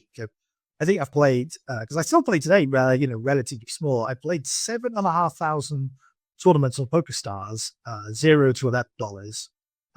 That are it's PokerStars to go a higher rate than some rooms, right? So it's widely regarded as like one of the toughest sites .com. Out of all the pub pools. And over those 7,500 games at like an $8 ABI, I've got a 50% ROI. That's most people. Some people will do 7,500 tournaments in a year. Some people, if you're playing part-time, you mentioned this earlier, they'll do those 7,500 tournaments over a couple of years, right? Or maybe even longer. But, I've been playing those games, to answer your question, with GTO fundamentals, right? That doesn't mean that occasionally I don't fold a river because there are no bluffs. It doesn't mean when the guy open jams the flop or pop the flop, pops the turn, and then panic shoves the river like in half a second. Like, I don't do something different. Of course I do. Like, we use our intuition, we use our skill, all of that. But knowing when to deviate only comes from if you know what the actual answer is meant to be. So if you don't know what the actual answer is meant to be, how on earth can you deviate? And that's the bit I think that people really struggle with is, when you take something as simple as like, well, what's the opening range? If you can't describe the hands, all the hands that are meant to be there and may or may not be there, or some other hands that may be there that shouldn't be, how on earth can you know whether to call on the flop, to turn the river, or even raise, or do any of the other things you might be able to do? Because what poker at its core level is doing is a missing information game of ranges and equities, and you need to connect the dots, right? And say, okay, based on these set of assumptions, I think your range looks like this, and therefore, based on the assumed amount of equity I have, I'm going to do A, B, and C.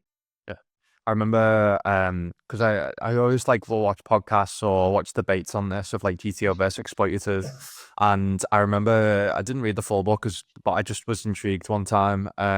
Michael Acevedo, GTO, cannot remember the full name of it, but it's known as one of the best kind of poker books.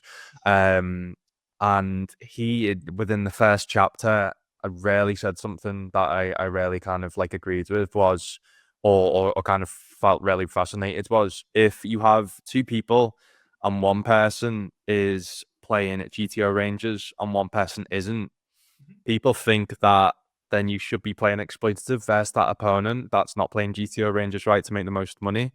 But he said if someone's playing GTO ranges and someone isn't, the person that isn't is actually exploiting themselves by playing either too little hands or too many hands versus that solid GTO pre-flop fundamentals. So that's just a really good way of looking at it going, because you're probably the same, where you get people coming in stream, I don't know whether to focus on GTO at pre-flop, and it's like, no, if you just, and that's I think what he says it in his book, and I'm sure Jordan has said it in the past, was like, if you focus on them pre-flop fundamentals, not trying to hero call off triple barrel bluffs, which most people don't at micro stakes, pre-flop. If you just get the pre-flop fundamentals down, and I always say it, just concentrate on pre-flop, because that's what 80% of what you play is, you will be winning more money than most people at the micro stakes and the low stakes. Yeah, to give you a really tangible example, and I still do this today, so I'm doxing my information, but like if I'm playing in a small game and I see someone in the big blind with the button, and the big blind is overfolding, right? If I use my HUD or I've been watching the table and I think they're overfolding, I'll open nearly any two cards. Like it doesn't matter, because actually, and this is where people get confused, is if you say to a solver, okay, is my opponent massively overfolding their big blind? What actually happens? The solver raises empty cards. So what people get conflated is they talk about GTO exploitive, but exploitive is just a new what's called Nash equilibrium, which is actually game theory optimal for spot, right? And what happens is to go to counter that, you need to create a different strategy. And as you create a different strategy, guess what? They converge back on what the baseline is, which is what most people call GTO if you're playing properly. Now the reality is, human beings, very few people claim to play perfect GTO. And what we're all trying to do is guess what someone's range is and play the right strategy versus that range. And the people that are better connecting the dots make more money. It's as simple as that. That's the thing. Like, the best players in the world that are so-called meant to be GTO players, like, even they don't play. I think that's the thing about, like, you get people that are so against GTO. It is based off, like, they think that the GTO bot, like, doesn't adapt, like, to if someone's overfolding, right? Yeah. And that, like, and like, I understand that, but now it's like the best players in the world because of intuition, because we're not just robots, but also now with these obviously AI features where you can just node lock, like, and as soon as you node lock, like you said, someone's overfold, Yeah. then the solver and watch GTO then adapts to that. So Exactly. I do agree in terms of people like, oh, don't play GTO, but in terms of don't play GTO in terms of fixed ranges when you have access to information which tells you that by opening more you earn more money. So I think that's what's 100%. But I do want to make underline and echo the point you made, which I think is very important. So we kind of skipped over it, which is at lower stakes, playing strong pre-flop fundamentals, right? So just very solid ranges, just very solid hands is the way to make money. You do not need to be like the celebrities you see on the TV making crazy moves all of this stuff. No, if you just open good hands, see you at the flop, bet when you've got equity, you're going to do very well, Especially like online as well, because it's like you're playing that many tables, and especially in the micro stakes, low stakes, you're playing against hundreds, thousands of players. You're not gonna, You know, like once every 6 months. exactly. So, like, you're not gonna have enough information on players to deviate from, and obviously you can get population reads and population like you know what I mean. If someone, it's just population reads are on the lower stakes, micro stakes, and someone three bets. Most of the time they do have it right, like that you don't get as many three bet bluffs like than you do in the high stakes stuff like that. You can kind of take in, but you don't know. So like if you open too many hands on a table where everyone's playing like too many hands yourself, then that's going to start like make you lose money rather than make more money. So that's the key. Is and I always say, like, as well, like, people, like someone gets out, oh, I've got this big stack on day two, how would you play it? And it's like, you don't know. You don't know until you get on the table. Same with like Yeah. these mystery parties now. Like, you play certain way if you've got the big stack and you cover everyone behind. But if you then get moved to a table where you've got all the big stacks on your table and you're the small stack, you've got to play different. Like, you've just got to, the key to being a good poker player is adapting. And 100%. that's what you need to do, even at the micro stakes, like even more right at the micro stakes and the low stakes, because people are going to be making a lot of mistakes. And that's where, though, like, if someone does make a rarely glaring mistake, then at least you can make a note, right? Exactly. And and I think just to switch gears, but on the same theme, is we've been talking a lot, and you've asked me quite a few questions about, how to basically create an environment in which you can succeed in poker and make money, right? But for a lot of people, it's not about making money. It's about having fun and just not about losing money, right? Like maybe winning the odd tournament every now and again, but that level of consistency, it'll come Monday morning, they want to go to their job, right? And I think, one of the things that's really important to say when we're talking about like GTO, theory and all these other things is like, just play like good, solid, like poker, and think about, even if you don't need to own a solver or any of these other things, right? Just study a little bit on the basics, understand the rules. And if something goes wrong, to your point, right? Like you don't use a hand, just think about playing the whether it's a cash game or a tournament, the best you possibly can each hand. The amount of people at the lower stakes that, you hear the term tilt, get frustrated, make crazy moves out of frustration or go into a mode of despair until it's really is the saying, like, chip on a chair, like until you've spent your last chip, you can come back, right? And so try to play the best you can with the best of your ability until the very end, regardless of whether you're on the first run on the ladder of knowledge or you're very high up. Do you have any tips on how to kind of, obviously there might be people watching that, do you play for fun and do you find themselves getting like really tilted after a bad beat, or if they see someone make like a crazy play and then they lose, like what is it, just come with experience of playing, or what was there any certain tips that you used when you first started playing to help you with that? Sure. So just like everyone, a number of the mice have been airborne, they've flown across the room, like, who doesn't get frustrated, from time to time. But, the reality is that, controlling your emotions comes through a process of understanding what the actual expected outcome from the spot is. So, like the analogy of aces, right? You're not always going to win with aces. That's just a fact, right? That's the mathematics of it. Even if you get it in pre-flop every time, you're not going to win 100% of the time. So when you're first starting out, that's a very simple example, but there's lots of more complicated spots where, like, it can seem like, oh my gosh, it's up there on the river, or oh my god, like it went runner, and he had like 5%, even less, right? And that's crazy. But when you're playing lots and lots of hands, again, back to that understanding what like can actually happen. That's why we all play this beautiful game.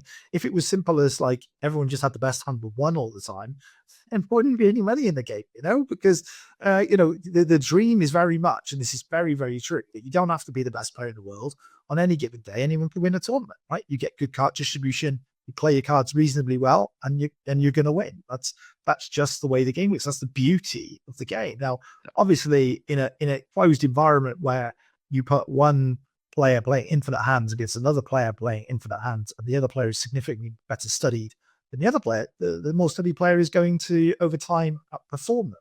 And so what you can do as the person that's on the table, if you're feeling frustrated, get up from the computer, if you're playing online or in the casino, walk away for a minute, go and get yourself a glass of water. If you've got access to stand outside, go and look at the sky, take in some cold air, or if it's a nice hot day, taking some sun.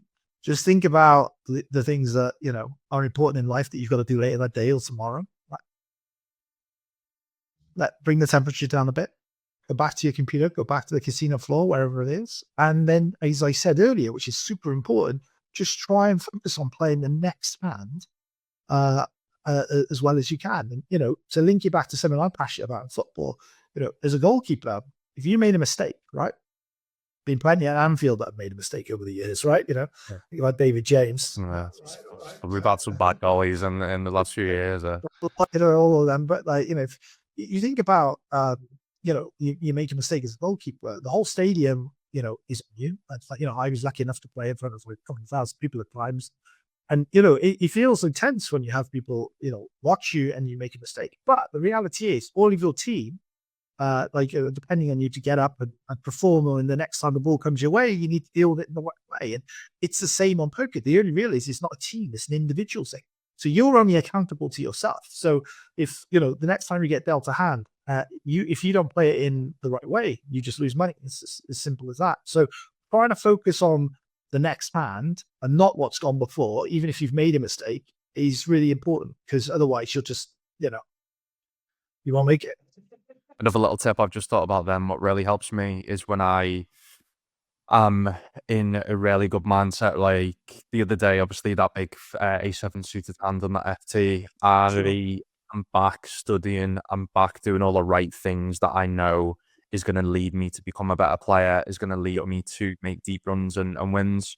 So I wasn't, and also trust the process. Like at the time, that specific hand, I knew that was super close, but I went with what my gut told me on that in that specific time. And I think that's the gut first point is, I think you're going to tilt more if you know inside you've not done enough hard work. So prime example, I've probably tilted more in the past when I know I've had a bad session, but also I know I've not been studying enough and I've not been playing my A game. I've been maybe eating shit, or I've been maybe, I don't know, in the past got out on the weekend drinking. I'm obviously not going to play my best poker, right? But number two is trust your gut, because that comes with time, and that's something that you've got to build with time. But your gut instinct in poker is just the reps and reps and reps, especially when you play online, of seeing certain patterns before and going, I may have, like that A7 suited hand, not done massive amount of work in ICM or PKO final tables, and obviously they're the hardest at the moment parts in poker of getting right. But that was just intuition of, I've been in maybe similar spots like this on FTs. This has worked before, this hasn't worked before, or watched final tables of high stakes, let's say.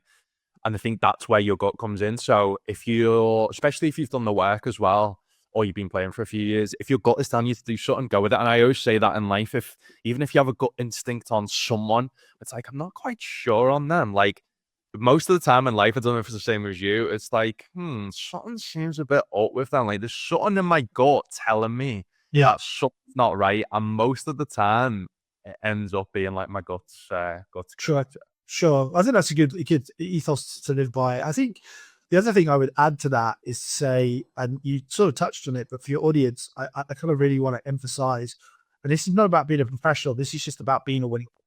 So if you aspire to be a winning player, what Lucas just said, I want to highlight, which is immediately after he played the hand, he went with what was thought it was right based on his knowledge, right? He had a set knowledge at a certain time. He used that knowledge, what had worked before.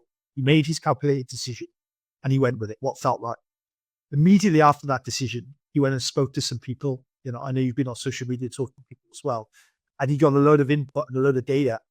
And, he may not, I don't know, I'll ask you this question. You may have even looked at a solve, you may not have, but you've talked to a lot of people I know. I've seen those conversations.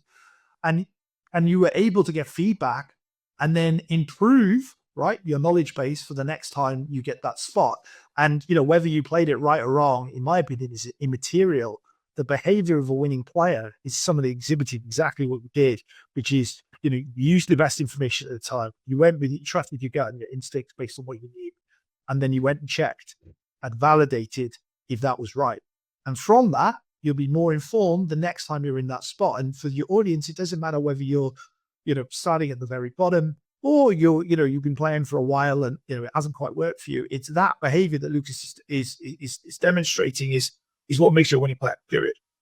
I was just going to say that. Do you think that's one of the main aspects of a winning player compared to a losing player is you've got to almost drop your ego sometimes? And that's the thing. I think you've got to have a bit of an ego to be in poker full time. But in terms of an ego of believing in yourself and putting in that hard work, and an ego of being like, right, I'm going to trust my gut in this spot. But I think I think that's a factor of probably what you saw in the past in players and me as well, that maybe people that do complain about bad beats all the time and never think they are wrong. Like, that is something you just cannot have in poker. If you want to become a winning player or a better poker player, you need to be open-minded to, like, obviously my first gut instinct was I had a chat bro in the chat going, no, that's not a call. Me going, that's fine, that's your opinion. I personally believe it was the right play because that's why I made it. But let me just make sure that let me learn from it. What I could have done is be like, no, that was the right play. End of story. Like, I'm not going to learn from that. You've got to be willing to make the mistakes to then learn from it. And if you make the mistakes but don't learn from it, that's when then it is the wrong thing to do. Right? And you didn't use the word, but I'll use it for you, which is humility, right? Which is, yes, it's important that, that you can have an ego at poker. That doesn't necessarily be synonymous with having humility, right? But you can, the two, can be coexist, which is, yes, everyone clicks register. When you click register, the only reason you're clicking register or sitting at the table for playing catch games or any other format is because you believe you win. Otherwise, you're only having fun. And if you're having fun, that's great. But then you don't have an expectation to win. If it's a game, it's a game. Like, you play the game to, you don't play a game to lose. Exactly. So some people might. There's some people might, like, they just want to have fun. But the point I'm trying to make is if, and for most people, you're rightly saying, most people have the expectation of trying to win and therefore believe they can win, right? But the humility part is that it's very important to recognize that it's a pyramid, as I referenced earlier. There'll always be someone better than you who's more informed, and there'll always be someone who's less informed, right? And, just, and to make this not about poker, but to talk about just more broadly being successful in life, what success looks like in life for individuals is a highly personal thing, right? That is, very, very core to you. But in my experience, the people that are most successful in life are the most humble. They're willing to get the most feedback, and they're willing to listen more than they necessarily talk, right? And so they're not trying to cast their ego and their opinions on others. What they really want to hear from other people is what they thought, and then help them form and shape, not echo someone else's opinion, but form and shape their own ideas. Just like, you made your play and based on your own experience, you thought that's going to be the right move. And I'm confident in that, so I'm going to go with that. And as I mentioned earlier, at the end of it, you said, hang on a minute, let's ask some people, was that the right move? And you either, moving forward, will make the same decision because you got that validation that it was the right decision, you should have made that move, or you get some new information that says, hang on a minute, maybe that was close, or maybe that was a bad move or whatever, and then you'll adjust the next time you're in that spot. Yeah. And then again, going back to tilt, it's like, I did feel slightly of like, oh, maybe I shouldn't have took that spot, because the first reactions were from people like instantly was like, no, you shouldn't have made that play. But as soon as that you kind of get around that first reaction, it's like, no, as long as, even if you did make a massive blunder, like, it doesn't matter. Like, as long as you learn from that, you're gonna make blunders. Every poker player in the world is gonna make blunders in this game, and that's just how you get better. Otherwise, like, if you didn't think that you made blunders and you just thought you were perfect all the time, you would never ever get better, and that's the same with anything on my. I think you're a bit beautiful pants. I'll use the David James example, right? No one remembers all the amazing save David James used to make, right? But just because he had a bit of, especially with crossing, you never get the crosses, right? So because he had a bit of a weakness around that, and very occasionally made a howler, people would just lock onto that and like think about it, right? But really, he was a brilliant goalkeeper that went on to represent England, all of these other things, and played for Liverpool for many years. Was very good at what he did. It's like Trent at the moment. People just focus on his defending because he's like, but because he's that good of an attacker, right? But because he's known as a defender, like defenders need to defend, right? But obviously when you compare him to most other right backs in the world, like he is a great defender, yeah. But people do just same with that, like that spot. I came second in that 500 for 8K, right? And it was like that's why I never play it, because I knew I may not even have an edge in it, but I wanted to stream it. I wanted to play it for fun. I had no expectations going into it of even said at the start, even if I just get a couple of bounties, even if I play against some amazing players and gain experience of playing against them amazing players. Yeah, literally. But I think just to jump in, I just want to remind people, like, that's why we should be playing for fun, right? So that's why you should be playing, right? That yes, there's a professional, or there can be for some people a professional athlete, but at its core, it is a game. It is meant to be fun. If you do not enjoy it, you should not be playing it, right? It's that simple. And, like you just said, you went in there with zero expectations to have some fun. And at the very best, you could come away with an experience, which was, I played against some of the best in the world, right? And wasn't that great? And I always love, I don't know about you, but I always love it when I get feedback from the community where people throw throwables at me at the tables and they see me and stuff like that. And I love engaging and having the banter and stuff. And that's such a big part of the experience. And so, yeah, like that's 100% the right mindset to approach it with.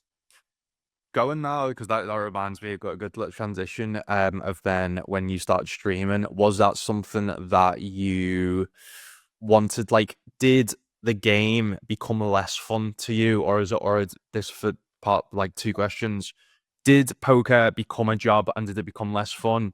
And number two, did you want to then start to stream to add more fun into the game, or more fun into kind of your life as a whole?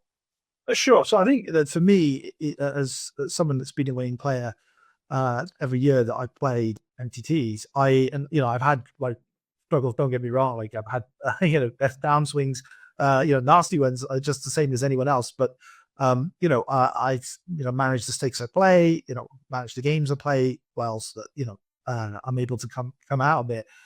The real point that I would sort of make is that you need to look, as we said earlier, right? Is that it's a marathon, not a sprint, right? It's so important to say you can't look at it in a vacuum over one piece of time and say, oh, like, how did I do in this one tournament, or how did I do over 100 games? You really need to look at it over a long period of time, because really every time you enter a game, you're making a bet.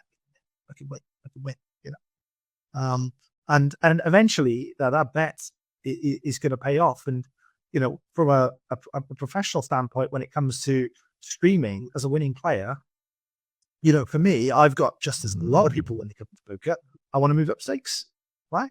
So when you're moving up stakes, you're making that bet. I can win. But obviously, when the reason I give that context is because when you're betting very large amounts of money, there's a lot of variance, and the reality is, this will make a lot of sense. On Sunday I was playing high stakes on coin poker. I lost $600, but I was playing 500s, 200s, $100 tournaments. I think my blended ABI was about $230, and I lost $600, which is broadly, 3 buys, 4 buys, whatever, or, if you want to include the 500, 1 buy, so if I said to someone, lose, 3 or 4 buy-ins in $11 tournament, that's $30-40, or $1 tournaments, that's $3 or $4, right? So what as a professional, what I wanted to try and do, and the reason I got into streaming, to answer your question, was to basically, as someone that's older with a family and a wife and 2 young kids, I wanted to really reduce my risk profile, because as you start to play bigger, you know, the consistency in which you make money is more variable, right? Where when I play in some other rooms, where you know I have to navigate things like deposit limits, regulation, stuff like that. You know, it's more attractive to play smaller, where I can get more consistent results. And you know, as I said to you, for example, earlier, if I play an $11, I win one in twice. It's won two times. I have 50% right. It's going to happen. Now, that doesn't mean I don't lose the first 500 games and then win the next 500, right? Because that's the casino, right? Like it doesn't work. It doesn't all come at once. And there's some, you know, it does eventually when you zoom out like this, but you know, you go up, down, like all the way, right? So, you know, when you zoom out, it looks like a perfect little graph like this. But if you took a 1 month or a week or even 3 months, you know, you could just be down for 3 months or up for 3 months. You know, it's or flat for 3 months. Like it just goes up. So it really, you know, the reason I got into streaming was that obviously, you know, I get paid to stream, and you know, I'm delighted to be part of the coin to do that, and that helps give me, you know, the opportunity to reduce my variance. You know, my primacy is very much running poker still, so the majority of my bills are paid through my performance at the tables. But you know, that underlying piece that I get for streaming, that helps me grow my bankroll faster, right? Because as a professional, you know, one of the things that people don't really necessarily grasp until they're actually doing it is every time you have a break-even month or indeed a losing month, well, you've still got to pay your bills from your bank. So that's what I wanted to ask you about, because I always say massive respect to anyone that plays poker for a living and doesn't have any other income other than poker to pay bills, because I've never done that. And so because it obviously was stressful when you first started to do that. Like, how did you get over the stress of, talk to me about maybe your biggest downswing you experienced, where then you're going through this downswing, but then you're still having to like pay the bills. Sure. So I think, you know, I talked about this publicly on my streams. So it's not nothing surprise, but I think 2 years ago, I was playing relatively big on GG Poker, one of the biggest sites in the world. You know, When you say big, playing up to $500 tournaments. I mean, even the GG Masters 1K, I play it as 500, so half of it, right? So yeah, like regular 500s, 200, 300s. And, you know, my graph of that, there's, you know, there's swings of 20, 30K, which is very, very normal if you play those stakes, right? Now, I was lucky in the past, I was able to sell action for some of those games, so I didn't always have 100% of myself. But there comes a point in your career where you're like, well, when am I going to start taking 100% of myself?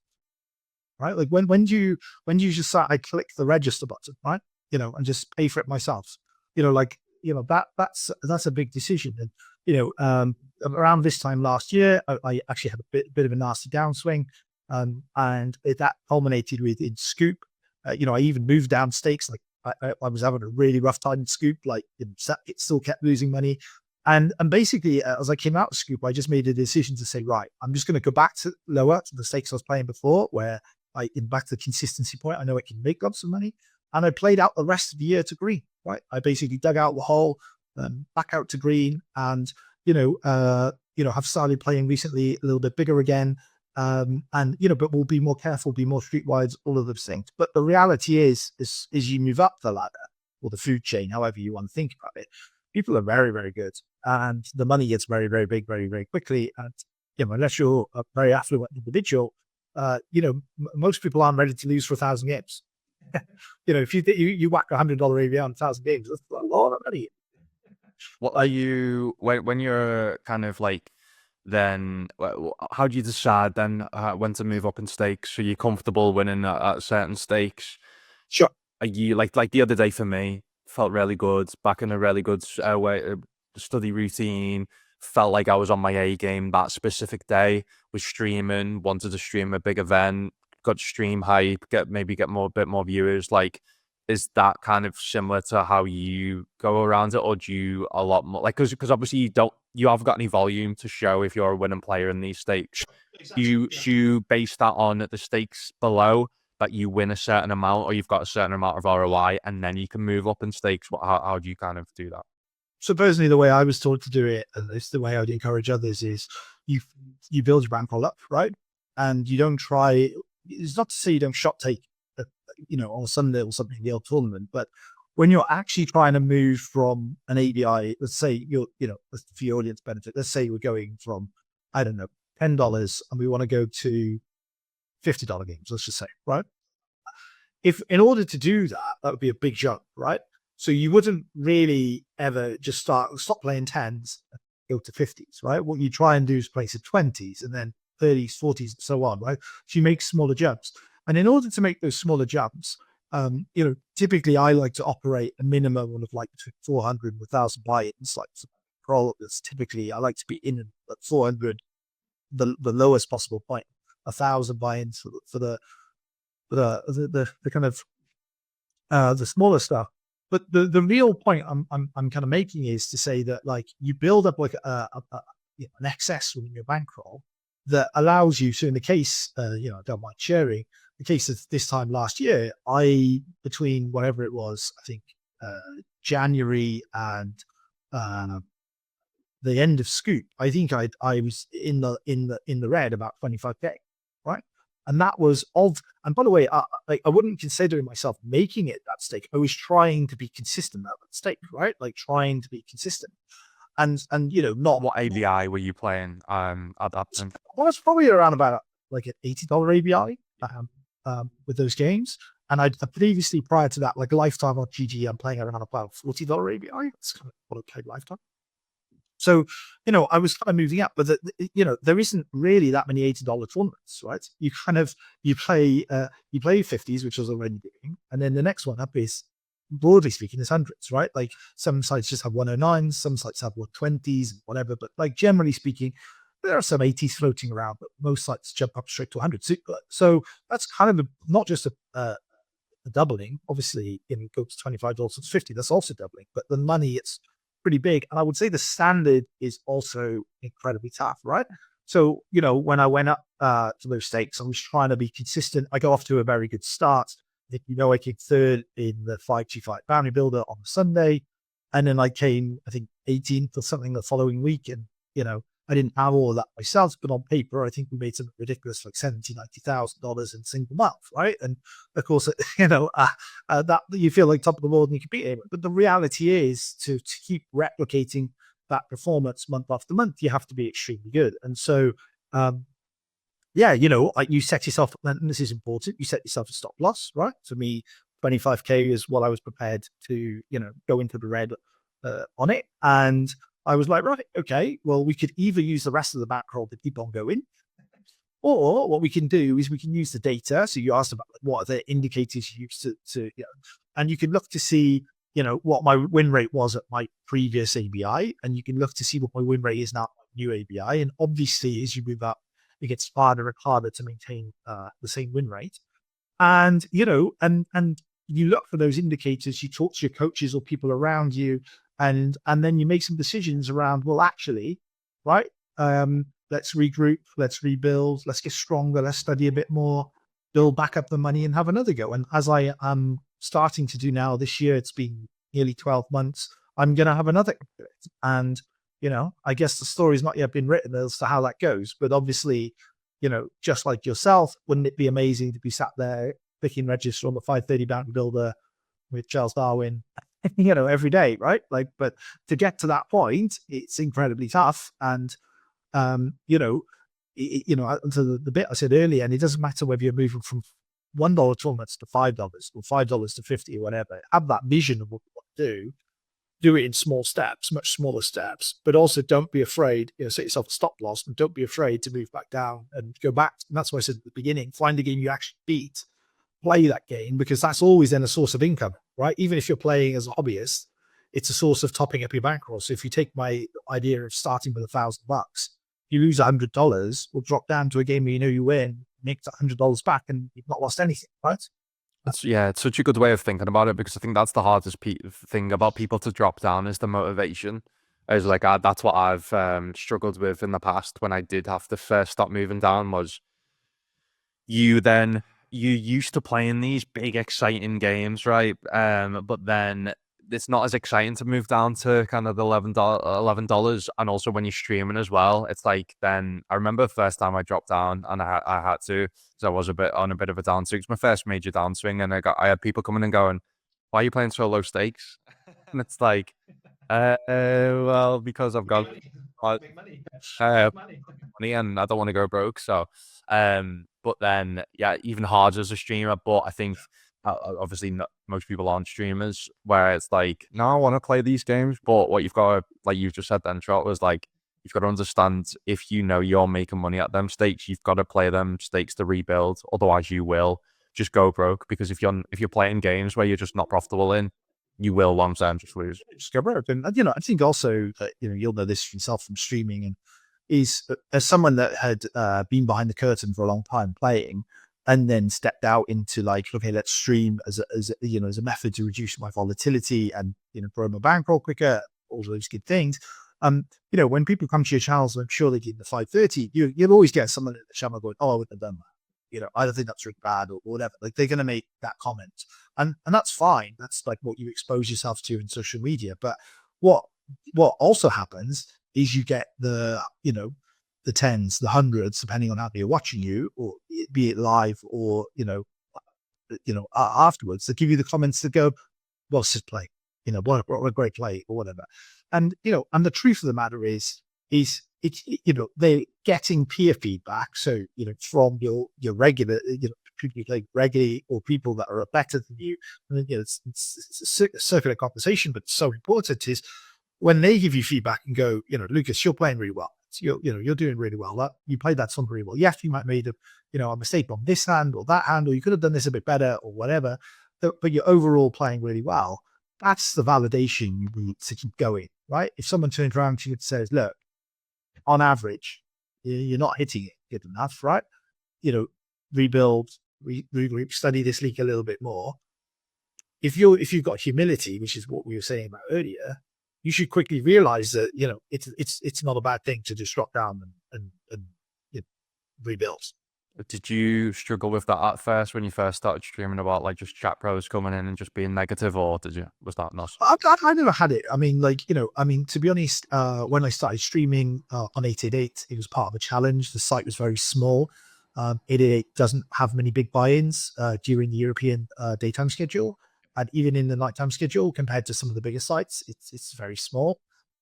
So I was having to play small buy-ins to showcase their software. Shout out to Coin. Coin genuinely has like a high stakes scene, right? There's a 5K that runs every Sunday. There's daily 1Ks, there's 500s, 200s, etc. So if you want to play big on Coin, you can do, right? On 888, I don't. There may have been a 5K occasionally, but there certainly wasn't a regular one schedule, right? And there was occasionally like 1K. So That's why I always say to people when people come and ask me, like, obviously because I work with different brands and sites, it's like, obviously, if people want to go and play the highest stakes as possible, but also like the biggest guaranteed games, I always say to them, listen, like, it's getting the ball, and like, because you play on all the sites, same with me now.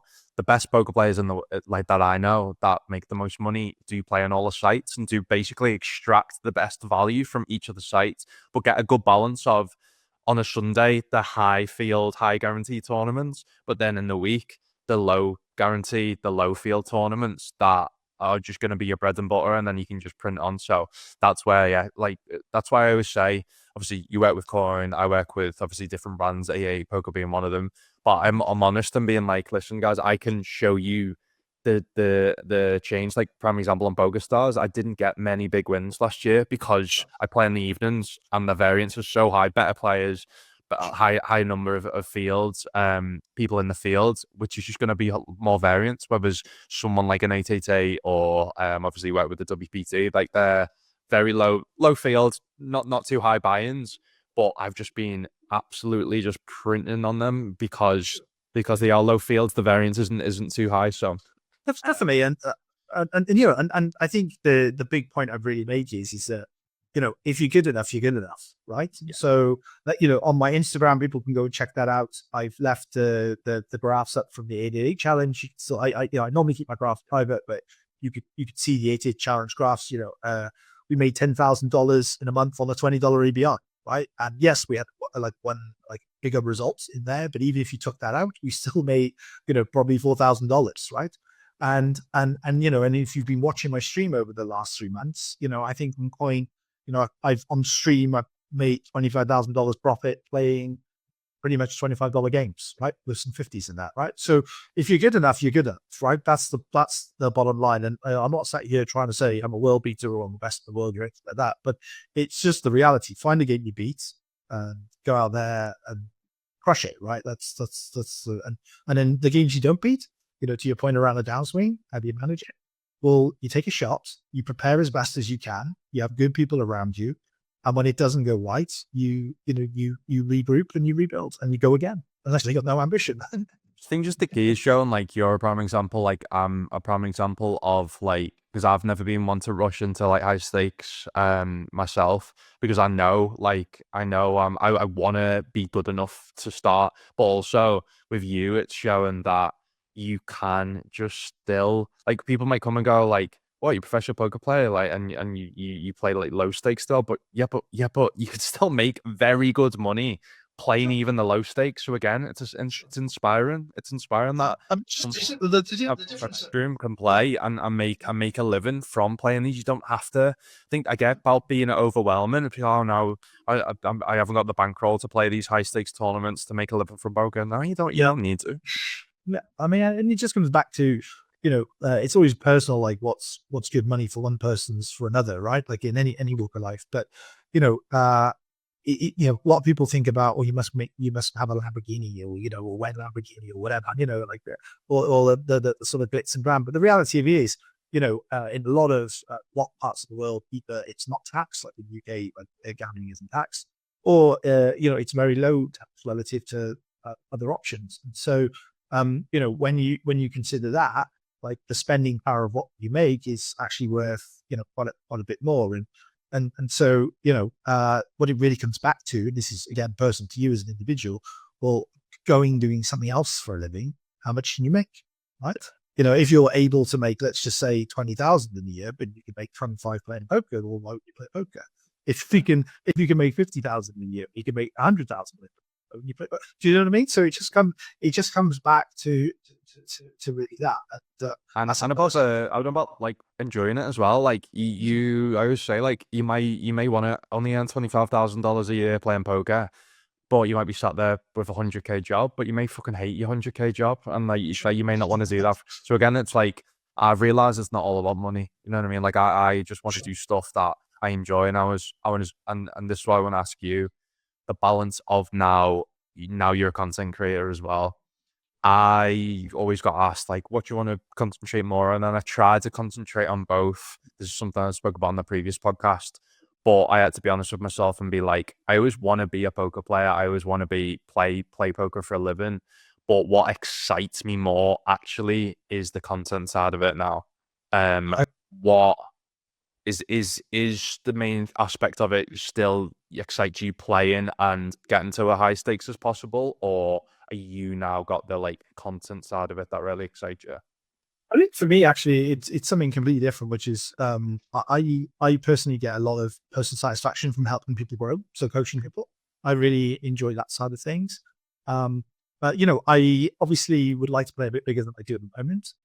Like the thing I always say is, when someone asks this question, it's like, if I could kick register on the 530 back builder every day, and not worry about like whether it goes up or the graph goes up or down short term, that would be the perfect idea, right? For me, like, I don't have an aspiration to play a Triton or something like that. A bit to the very top. I'm probably too old for that. I want to make it, but if I could get to be good enough, then to play those sort of stakes and play them every day, I'd be really, really happy. And so, for me, like, and this is back to, like, you're right, there's some obligations, right? That's why I have a partnership and I get rewarded for that, is because I have content obligations to promote the Point Poker as a site.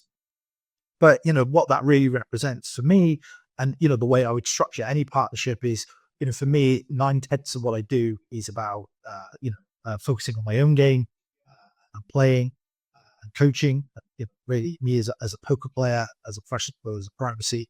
And yes, I happen to stream and I happen to make content. I was at Coventry recently, a live stock playing 1K, making some content for that to coin. When I was in Coventry playing the Grosvenor National Poker League, and that's all fun, and I really, really enjoy it, and I do get a lot from it. But actually, the bit that I get from the content side of it that isn't really about the content creation process itself It's about meeting new people and some of those become personal friends. Some of them become, competitors at the table. Others even become students of mine, right? And building those relationships with people like, we did, that's what really inspires me. And I think will continue to drive me.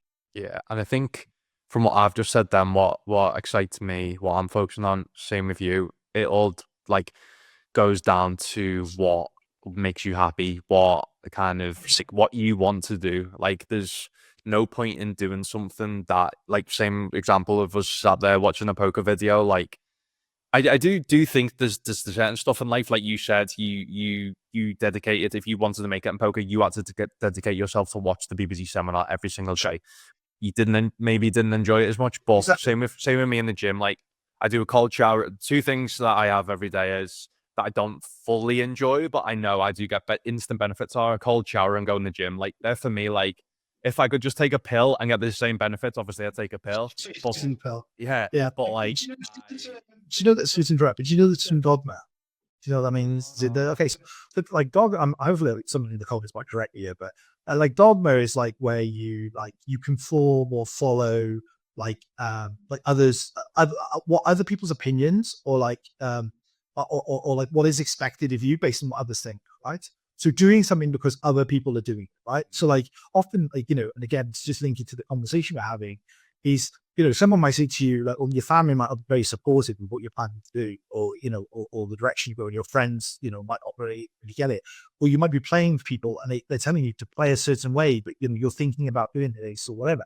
And it's really important to be your own person, right? Like you said, like whatever motivates you, have your North Star and be true to yourself, right? And, that doesn't mean you should be arrogant, as we say earlier. In fact, you should be humble and try and learn from people. But just because you consume all the information from others doesn't mean you shouldn't bring you shouldn't form your own person. You should be your own person. If you're similar, you're not the same. yeah, Like we have similar goals, we have similar emphasis, but we're at different life stages. I think correct me if I'm wrong, we're living in different parts of the world still, right? yeah. Like, we're playing on different sites, right? We're playing in different games, we play like different stakes, right? Like these are all differences. And, we even potentially, I've got different outlets. I'm as some of these 31, I'm thinking about how much money can I do and how much income makes that. Or I can finish when I'm fixed. I don't know to be bigger than to say. You build the next 40 TV show. Yeah, exactly. That's what I kind of, I don't know if it was a podcast or a clip I saw, and it was like, be authentic. But actually, what it does, I spoke about this on the previous one as well, where it's like, yeah, it was a podcast clip. It was like, someone got asked, and it was like, do you help? Like, did you start by helping others before you help yourself? And it was like, yeah. And like, my main thing about the content is providing content that can then people can enjoy and help them. Maybe through like I said, that's why I wanted to start this podcast, because there was a few that when I was, say, going through a bit of a dark time in my life, then I had that content to consume to help me and make me happier, right, and get me through it. So same with you, and that's like, Yeah, that's why you enjoy it, because it's your truth. exactly, and it's about being true to yourself. And like, I had to be true to myself and was like, do I? Because at one point I did want to be one of the best online poker players in the world, and I was like, no, like why was that? Because I saw I was the fame, the money. It's like, no, I don't want any of that. Like, I don't want.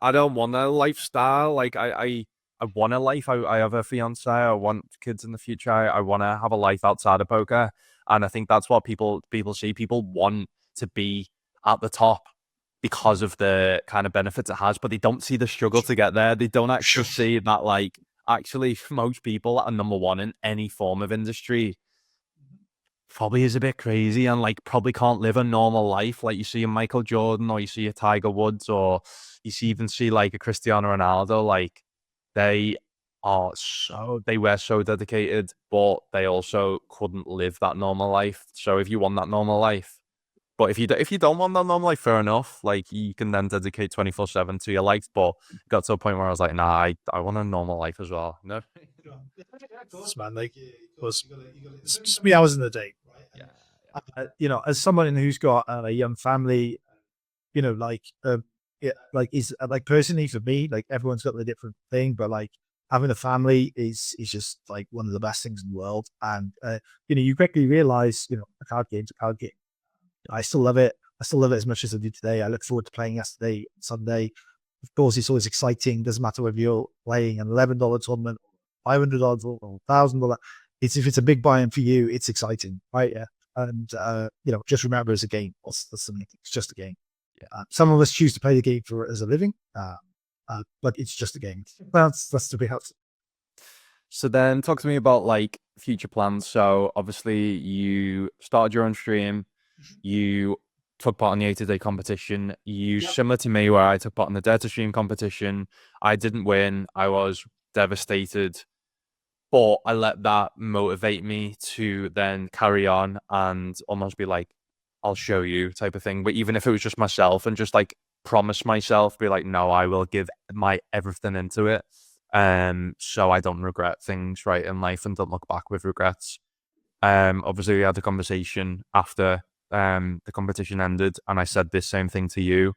What were your feelings after it, and what like since obviously now partnering up with Coin Poker, what are kind of your future plans with that? Yeah, sure. So, I mean, as you said, right? Like the competition was an amazing experience. Like, there were some really talented, contestants in that competition. It's worth saying, like, we had like a real mix of people who hadn't even played poker before in the competition. Some people who played poker who'd never streamed. That's me. Played poker for a long time. She'd never she played poker full time for like what? Yeah, but I don't know that like last year was the first real year I'd streamed. I mean, like I might have chucked the camera on like one time for fun, but like my channel had like 8 followers, right? Like so, like for all intensive purposes. I mean, so, again, it's all good check the records, but like we hadn't had like a 7 or 8 hour stream, right? Like, do you know what I mean?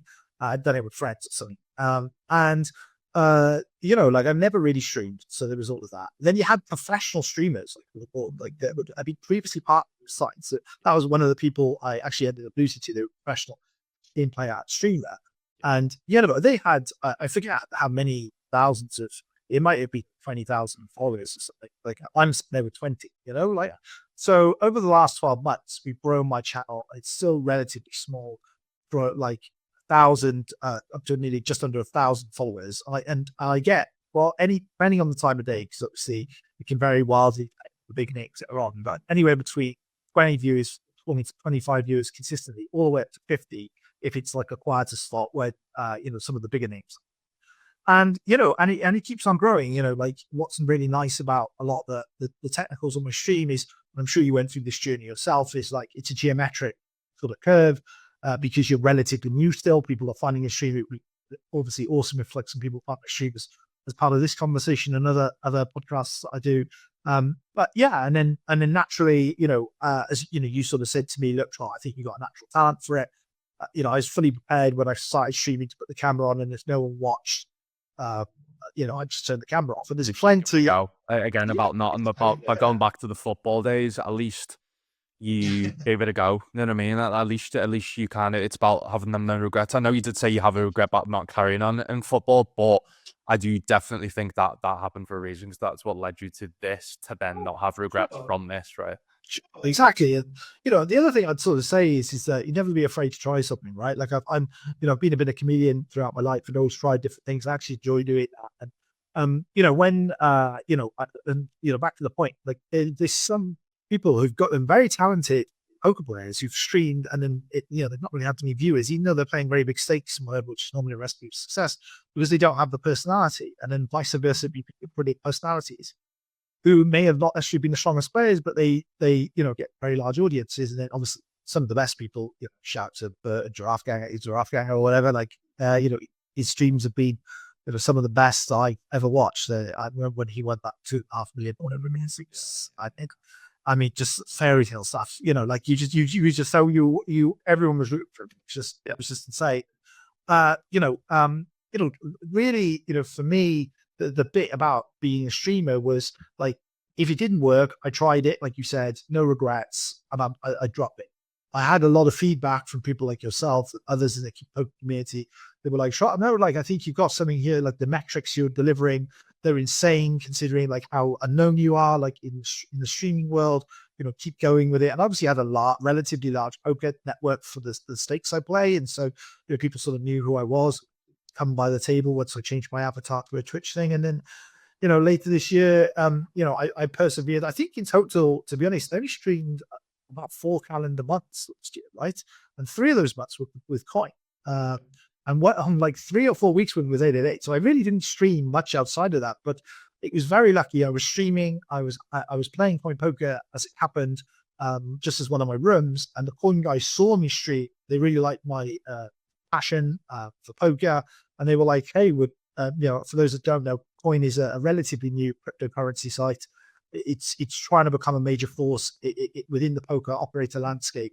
It's available anywhere cryptocurrency is, but it's still a very small site, right? And they've got tremendous plans. They've got huge ambassadors like Pads, as Patrick Leonard, Ben CB. They've recently signed. Jonathan Little, I think, is there as an ambassador, and many more that just Mario. Forget that off the top of my head. But they were investing a huge amount of money into the product, the platform, the software, etc. And I was just so excited to join and partner with a brand like that really is, not sat there with the client looking the same way for 10 years.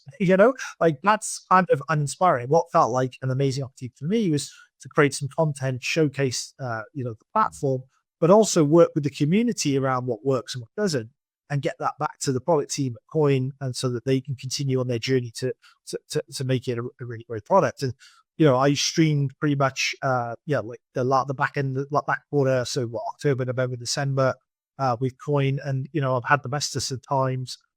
As I said to you earlier, I've had some amazing results from stream, and we built a community around that now. And whilst I showcase all the other rooms, that's part of my deal. I'm allowed to show all the other rooms. Primarily you'll see me in the week streaming Coin, and I'm going to do that throughout this year. And the real question is I think, when are you going to come to a home game on Coin?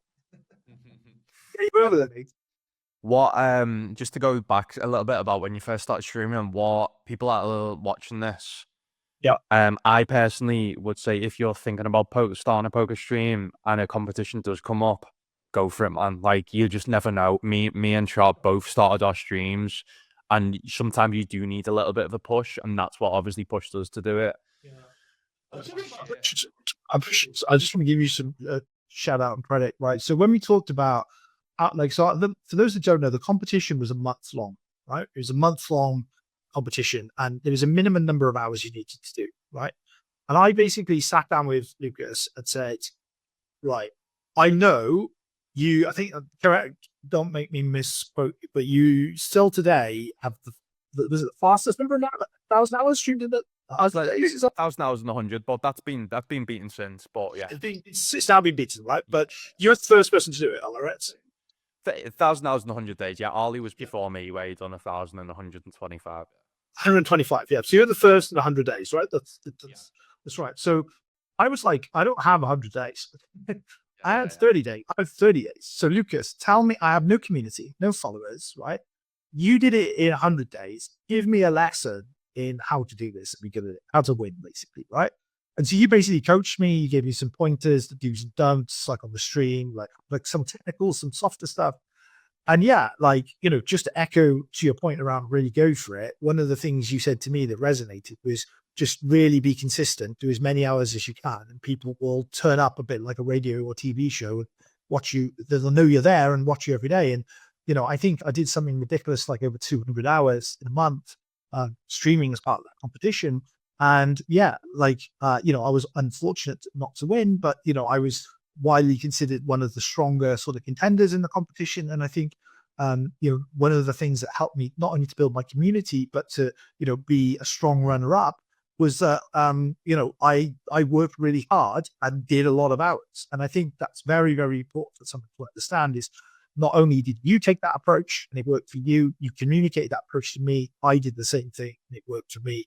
I'm sure that's the recipe in 2025 for success if you have to do it all over again. Yeah, that's what I was going to ask you. Tips that you recommend new streamers do. So that number one is the key, consistency. Yeah, Um, stream at times where where there's not all the big boys on, because it's like Yeah. like a TV for instance, or let's say Google, right? Let's say Google as an example. Everyone websites are trying to get to number one in Google. If you type in poker or whatever, type in poker, if you're on page number 10, you're never going to get found. Same with Twitch. If you are streaming where there's 1,000 streamers on, you're just never going to get found. But if you stream at a time where there's only 10, then you are going to get found. So that's one thing I'd recommend. But what was kind of mistakes that you made, or stuff that you can kind of like share with people that are starting a stream? Sure. I mean, I think one of the a personal mistake I made was related to my Discord and how available my Discord was to my stream. And just to give a bit of context to explain it, it's like my Discord had previously been private, right? It was a study group, it was private, and I decided as part of the 88 challenge when I started streaming to open that up to the public, and so it rocketed up from, I know, like about 100 people to like 400, maybe even more. It lost control, arms and legs, right? And that Discord felt a very impersonal space. So it went from feeling a very personal space to an impersonal space. Now, for some people, that'll be fine. Other people, for me, I regretted it. I had a very personal relationship with a lot of people, and I had some very popular but unpersonal Discord. I think what I would say to someone who's signing out, to answer your question, is decide what you want your stream to be, and not just your stream, but the narrative and all of your social artifacts. So that includes your Discord, that includes your Instagram, that includes maybe your apps or whatever, right? Like with your TikTok. Think about like the overall ecosystem and all of the digital channels that sit within there, and think about like what you want it to feel like to the consumer at the end. I give an example, like someone like, Varkey, Tonka, who's with Starts. I mean, he's got his brand Never Lucky. His streams were widely, sort of toxic, but funny toxic, right? Yeah. Like you've got Spraggy, who's like very dry sense of humor, and you've got Lex, who, I guess he's rocking the dad vibes like me now, right? I mean, but for whatever the sort of narrative that you're painting, be authentic, right? Don't try and be someone. That's what I was going to say, is that you need to start a stream to then identify that, right? Because when I was first starting to stream, I was the same. I was like being honest with myself. What can I bring that? And I know we had a conversation on this about you. It's like, and I had to ask this myself, what can I bring that's different or that can stand out? And I was like, I'm not really that funny. I'm not really that good of a poker player. But I was like, what's one thing I've got? Hard work, right? I'm just going to grind, put in the hard work. I even said this to you, if you remember, I was like, your thing is what we've showed on this podcast is that you've made money at the low stakes, the micro stakes for years now. So you can bring that. You're not like, it's going to be hard to compete with a giraffe ganger that's fucking winning 2.5 million on stream. Not yet. So what you can bring is build a community to be like, listen, guys, this is, I can show you proof of me making this money consistently at these stakes. So if you watch me, I can give you tips on how to get better at a poker player at those stakes, and to be all relatable as well. And I think that, just in general, you talked earlier about like the amount of training tools and the saturation level in the market. And I think what, it's really interesting to look at Twitch poker, or just generally, poker within social media and how it's going. There's lots of toxic conversations, right? There's a lot of saturation out there. And I think what really is cutting through in 2025 is very, very personal relationships, personalized content, right? So it actually, being able to connect with your audience is really, really important. And that comes back to truth, like what I'm passionate about in my life is going to be slightly different to you. And so don't try and be someone else. So back to that dogma analogy, right? Don't try it, be bound by dogma. Do whatever is authentic to you, what you're passionate about, what you're talking about. And more importantly, the recipe for success on Twitch, you just alluded to, is you don't have to play the biggest buy-ins. Yes, the biggest streamers who play the biggest stakes and are the best in the world are obviously going to get the best viewers. That is absolutely correct. That is 100% the recipe for success.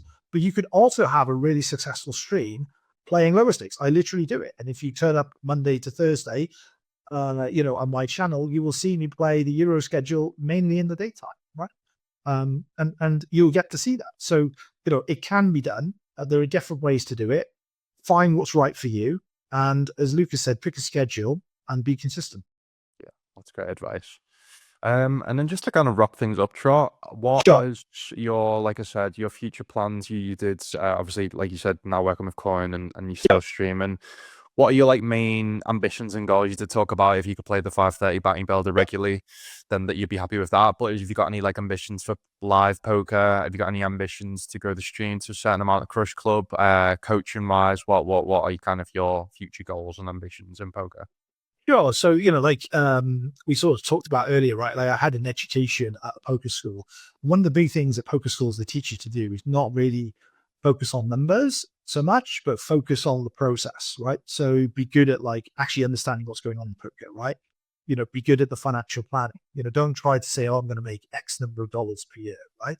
Control the controllables, right? So you get to choose every time you play poker, which game you play, what stake you play, how long you play for, how the same machine, right? And so for me, as I said earlier, that I'd like to get to is, I would like to play $500 tournaments on the regular. That's the goal in terms of playing. So whether I achieve that this year or next year, that's going to remain firmly my target over the next 5 years to try and do that. Whether I can do it this year or till 2030, I'm still going to give it a go.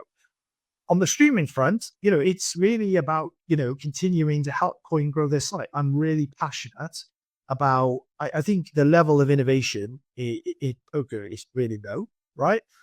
I credit to GG Poker. I do think as one of the biggest rules, one of the reasons they dethrone stars is because they haven't always got things right, but they've not been afraid to try new stuff and innovate.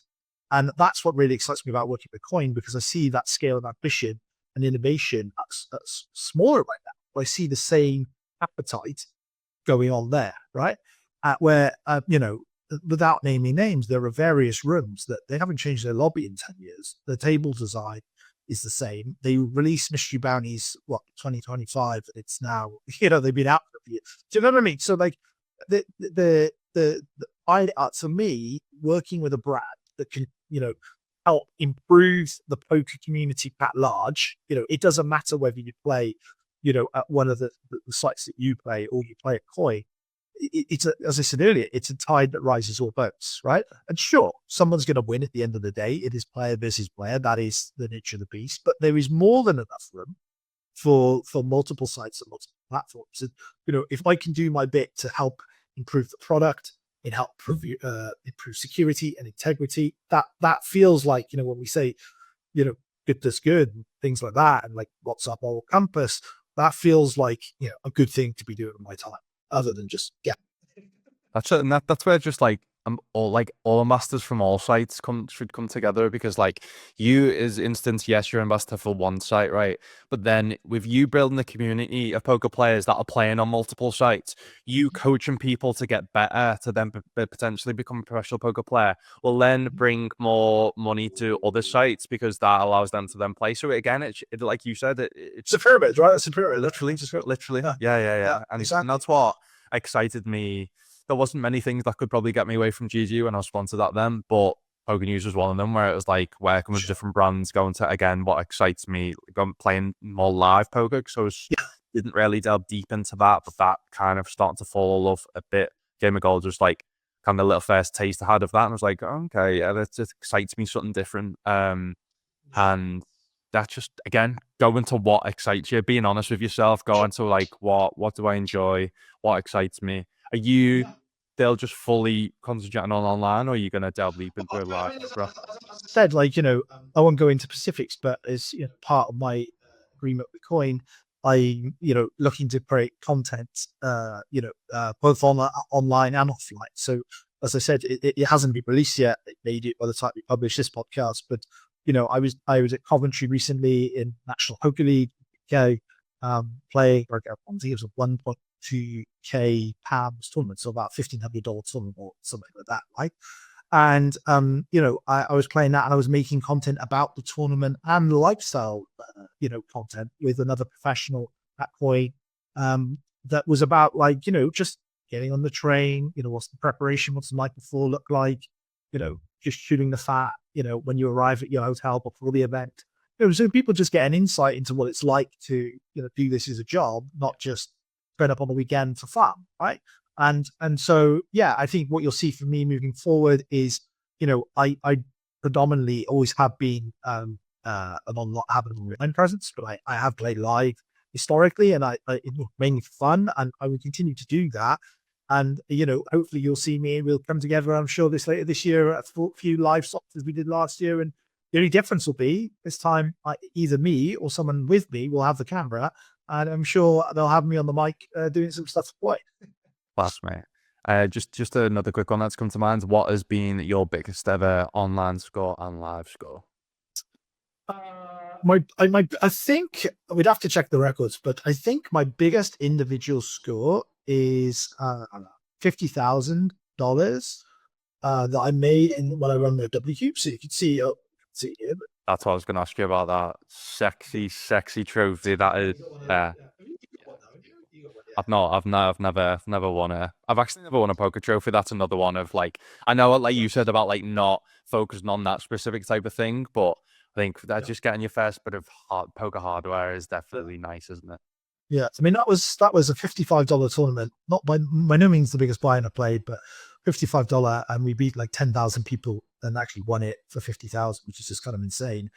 And then if it wasn't that one, I also won around about 50K in that when I came third on the Sudbury. It was about 140,000 top, something like that. $500.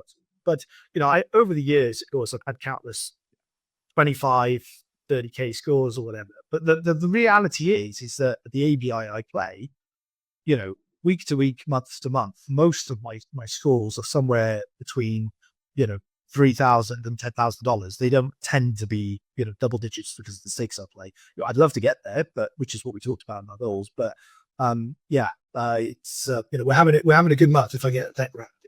Again, that just shows though that the consistency of where you've made this profit now for this many years, and you haven't relied on one big score for that profit. Sure. You've showed that you've just grinded consistently your ROI and your stakes that you just crushed. Yeah. I mean, it's always nice to get a big score, and when you do, and this is something we didn't talk about earlier actually, but when I won the W Group, I didn't spend that part of the bankroll straight away. So I actually waited another 6 months before having a go at some of the bigger stakes, right? Because one of the things that is very easy to get into is the winner's tilt idea of oh my God, I'm just good enough, right? And having, when you asked me earlier, what was my first year like, made those mistakes, won a lot of them very quickly, and then you start spending it, and then oh damn, I'm going to rebuild it. You realize I'm good enough. Coming into it a second time, I was much more aware of fuck, these guys are good, right? So I got to be as good. And even though I had the money, I didn't play those games because I was very nervous of the appointment. Well, have I got enough data? Do I really beat it? Am I just 5% guy? Maybe I'm losing, you just don't know. So, I worked with my coach and, took it very slowly. And like I said, initially I had a lot of success, the higher stuff, and then it kind of went wrong. And so we took a step back and moved back down.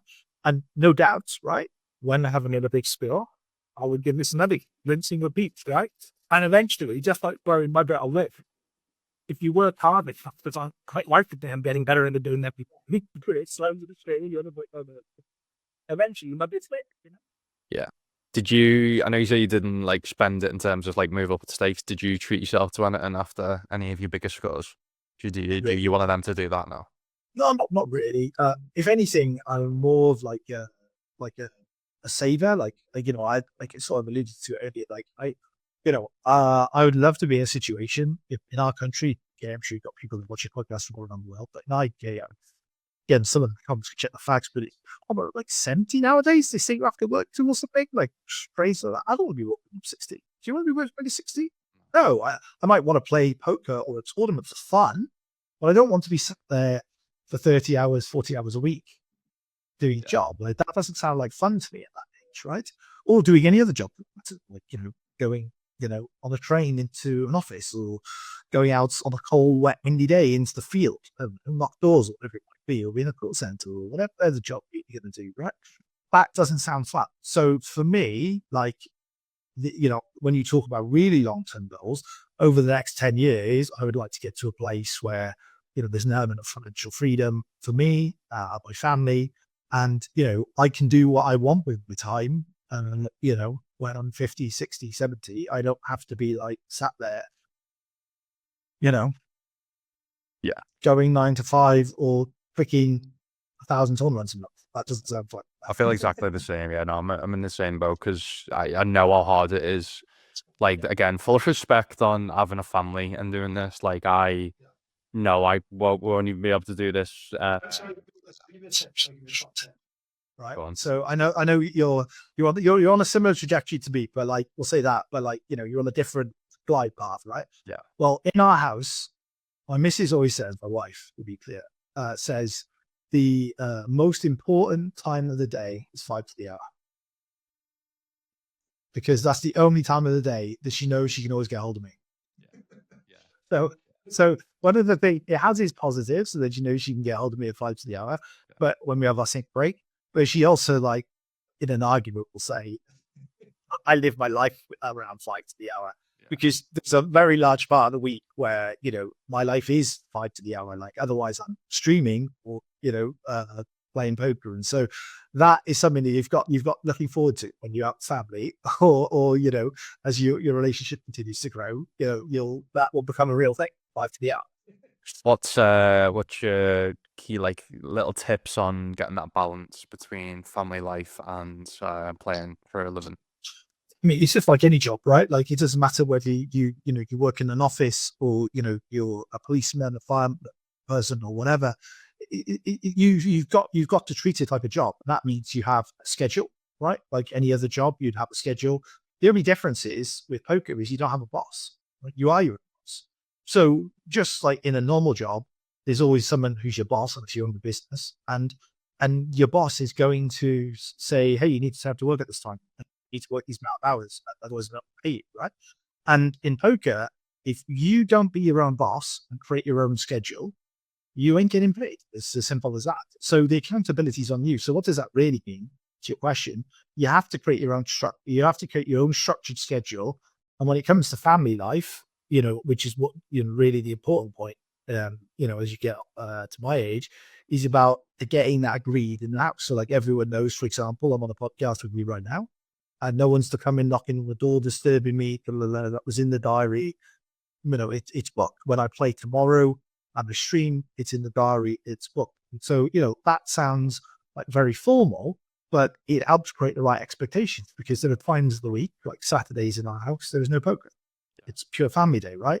Doesn't matter what's going on. There could be the best tournament in the world, with the exception of Scoop and W, which I am allowed to play on some days, but that's like an exception for twice a year, like those two series take place. But with those exceptions, I don't play poker on Saturdays. You may see me occasionally on the table if this is out with friends or whatever. But like, as a rule of thumb, like, there is no poker in our house on Saturdays. It's all about me, my wife, the kids, right? And whatever those boundaries are, every relationship will have different boundaries. But you have to break them. There are certain times of the day where I'm now doing, for example, content stuff for clients. And this is part of that. I look where I block up my area, go, okay, I'm doing content rather than playing at tables, for example. Yeah, I think that's definitely the difference. And like you just talked about them, where like you've got to be your own boss. That's why this might not be for everyone, because some people do need someone to just be like, you need to be in at this time, you need to work. Otherwise, if they haven't got that person, it makes them back from their childhood or whatever in school. If you haven't got anyone like that, they just won't do it. Even though they've got motivation to like do a job like poker that they love, they just won't have the motivation to work up there certain times. Similar to that, where I'm the same, where like you've got to, most couples, I always say, have work 9 to 5, have guaranteed every evening off where they can switch off, and guaranteed every weekend off. that you just can't do that as being a professional poker player. And I'm sure both of our Yeah, partners exactly. have obviously, again, we understood and supported us in that. And I think the key as well is like having someone that understands and having someone that supports in that, but as well as like you've got to work together, which isn't hard. It isn't easy at times in busy periods, but you've got to be like, right, we've got this specific day, we've got this specific time. So I don't have I don't know with you. I mean, I guess because you're just kind of working with the brand, but my contract works where I don't have holidays, so I do have to do it where like, right, we'll have this specific time off around work, or we'll go to this live event. Like Ramazan, we're going to Brazil in April, so we're going to go to Brazil a week before to have a holiday there, right? Yeah. But again, Yeah, my exactly. I mean, fiance, I mean, what you're describing, which is very common, and this is what people don't, if you've been in the business world as I was before, if you're a contractor, right, a consultant or something, you're very used to, you hand your timesheet into your boss and you get paid. It's no different working with a brand or anything like that. Like if you're a contractor, right? Like if you don't, if you don't work, very often, everyone's got different persons, but very often in life, then like poker, but anything else, you don't get paid. You can play, so but that's the upside of that, of course, is flexibility, right? If you talked about you're able to take holiday in Brazil, and you asked me earlier, I treat myself after my big scores, and actually probably the thing that we did more than anything was like go on a family holiday, make sure I find time for the missus and treat her, the kids, and spend extra time. Generally speaking, everyone's got their own network and their own things they enjoy. But whenever I have a big win, I always use it as an opportunity to study more, play less, and spend more time with my loved ones. And because I think of it as like engineering my game, right? If I don't have to actually make, because I've made a lot of money, like last in January just gone, I had a really, really good month. And I actually played a lot less than I normally would. I spent a lot more time studying because, I don't need to make money, and I could use that to level up my game, because I don't want to sit down at the table with the poker process I have now. I want to sit at the table with the poker process I'm going to have tomorrow. And that comes from doing that hard work. It's, exactly the same when you go down the gym and lift a weight. If you can't lift a certain weight at the moment, then you have to build up to it, right? You have to do the reps, and no one's going to do those reps for you. So if you don't do the study and the hard work, guess what? At the end of the month, you ain't going to be able to lift the weight. yeah, no, that's so. Yeah, no, just everything you spoke about then. I just think that's why I want to get people like you on. Everyone that I go on to get on, I want to just be a podcast. The main things that we talked about in terms of Twitch stream to this podcast is getting people on to share their story, to hopefully inspire different forms of people. Because like you said, everyone's from different parts of the world. Everyone's got different like backgrounds, but I feel like you can inspire people that maybe thought like you talked about then in terms of your age, but like again, you done it. I like, obviously with streaming. I've 40 years old, started to stream. Family, kids. People may think no, professional poker play is not possible with family, kids. You showed it's possible. I do feel Like doing full time at low stakes, micro stakes. You've showed it's possible to as well as like having a family, having a kid, like having kids, doing coaching, balancing that. So, yeah, just want to say thanks for inspiring me and inspiring, obviously, people that are watching this, and obviously, Yeah, and thank you for everything. I wouldn't have done this if we hadn't have talked about how to do the streaming. I doubt it would have been as successful. So, absolutely, you played a major role in it. And yeah, I'm definitely looking forward to sharing a beer, hopefully later this year. Have you had any live stops singled out yet this year that you're going to in particular? Brazil? yeah. So Brazil going in April, and then just straight after that, I'm going to the Irish Open. So that'll be probably Yeah, that might be one. that's meant to be one of the best that I've never been to. So yeah, Not me actually, but I went to get last year. That was awesome. yeah, And, that would be. yeah, apparently the Irish. Yeah, Yeah, and see that. And made it. yeah. But yeah, just that's why, like, for example, like Sam with Sigma, they're kind of like they do kind of like the big conferences, Sigma, but they're getting into live events. So they came to me, asked Poker News was it all right, and it was. And then it excites me to work with, again, like a brand that is upcoming, but like, because poker's booming as an industry, and they're doing events like Brazil, and they've got one in Malta. Like, that's what excites me. That's like the brands I work with Poker News. Like, they're all like bringing, like you said, in terms of coins, doing in terms of like new things to the table, like just stuff that excites you. So that for me is one thing. It's exciting to work with brands that like have got a really big on innovation and like breaking status quo, and generally trying to move the needle. And that sounds really good. And is your old man still working with? Yeah, Poker News. Yeah, he's smashing it. He's got most of the stuff. So I think he said he might be at the Irish Open. Maybe my brother as well, who obviously does editing and stuff. So you're still doing the editing side of the games? Yeah. So he's still smashing it. So yeah, it's just just again, it's just all things like you can do it if you want, right? Like, I mean, because your old man, I think, I mean, we get on great because he's similar sort of age to me, right? And he pinged pre-Black Friday. We were talking earlier about GPO and theoretical. He's somebody that just loves to get play. Yeah. Okay, let's do. And as these rush, and again, he tried streaming it, and it wasn't for him because like he just really he tried it, and at least he tried it and knew it wasn't for him. But like again, inspiring and being like, listen, like my dad was a lot older and he wasn't enjoying his job and wanted to get in the industry, and he's now got a job in the industry. So even if you're watching this and like you maybe like do want to be in poker, it might not be a professional. There are so many options now, like you said. So it's manager, you could be a content creator. There's so many roles. Security, even, I mean, and there's going to be more roles in things like security because of artificial intelligence and stuff. So there's all types of skill sets that the industry is looking for with all the jobs for time. Sure. It's exciting. Just poker's booming. Just so many new companies coming out, like you said, Coin and obviously Sigma. I'm working with now that they're into live events. So I think it shows you poker is in such a good state. And obviously, like I said, as ambassadors, stick together and just keep being good ambassadors for the game. Jokes.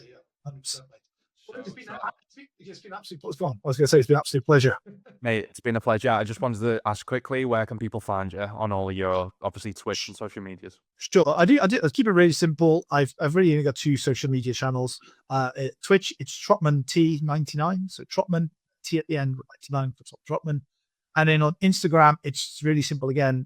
If you don't find it on the Twitch, it's there on the Twitch, but it's Trotman T Poker. There you go. So you can drop me a link, and if you're, and I guess the 30-second sell is if you want to see someone play low to mid stakes in the week. So during the Euros daytime schedule, as Lucas said, I tried to stream around that.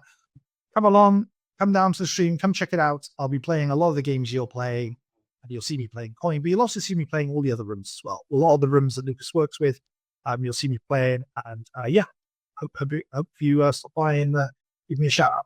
I'll leave all your links in the description if you're listening or watching this on Spotify or YouTube. Like I said, I'll leave the links down below.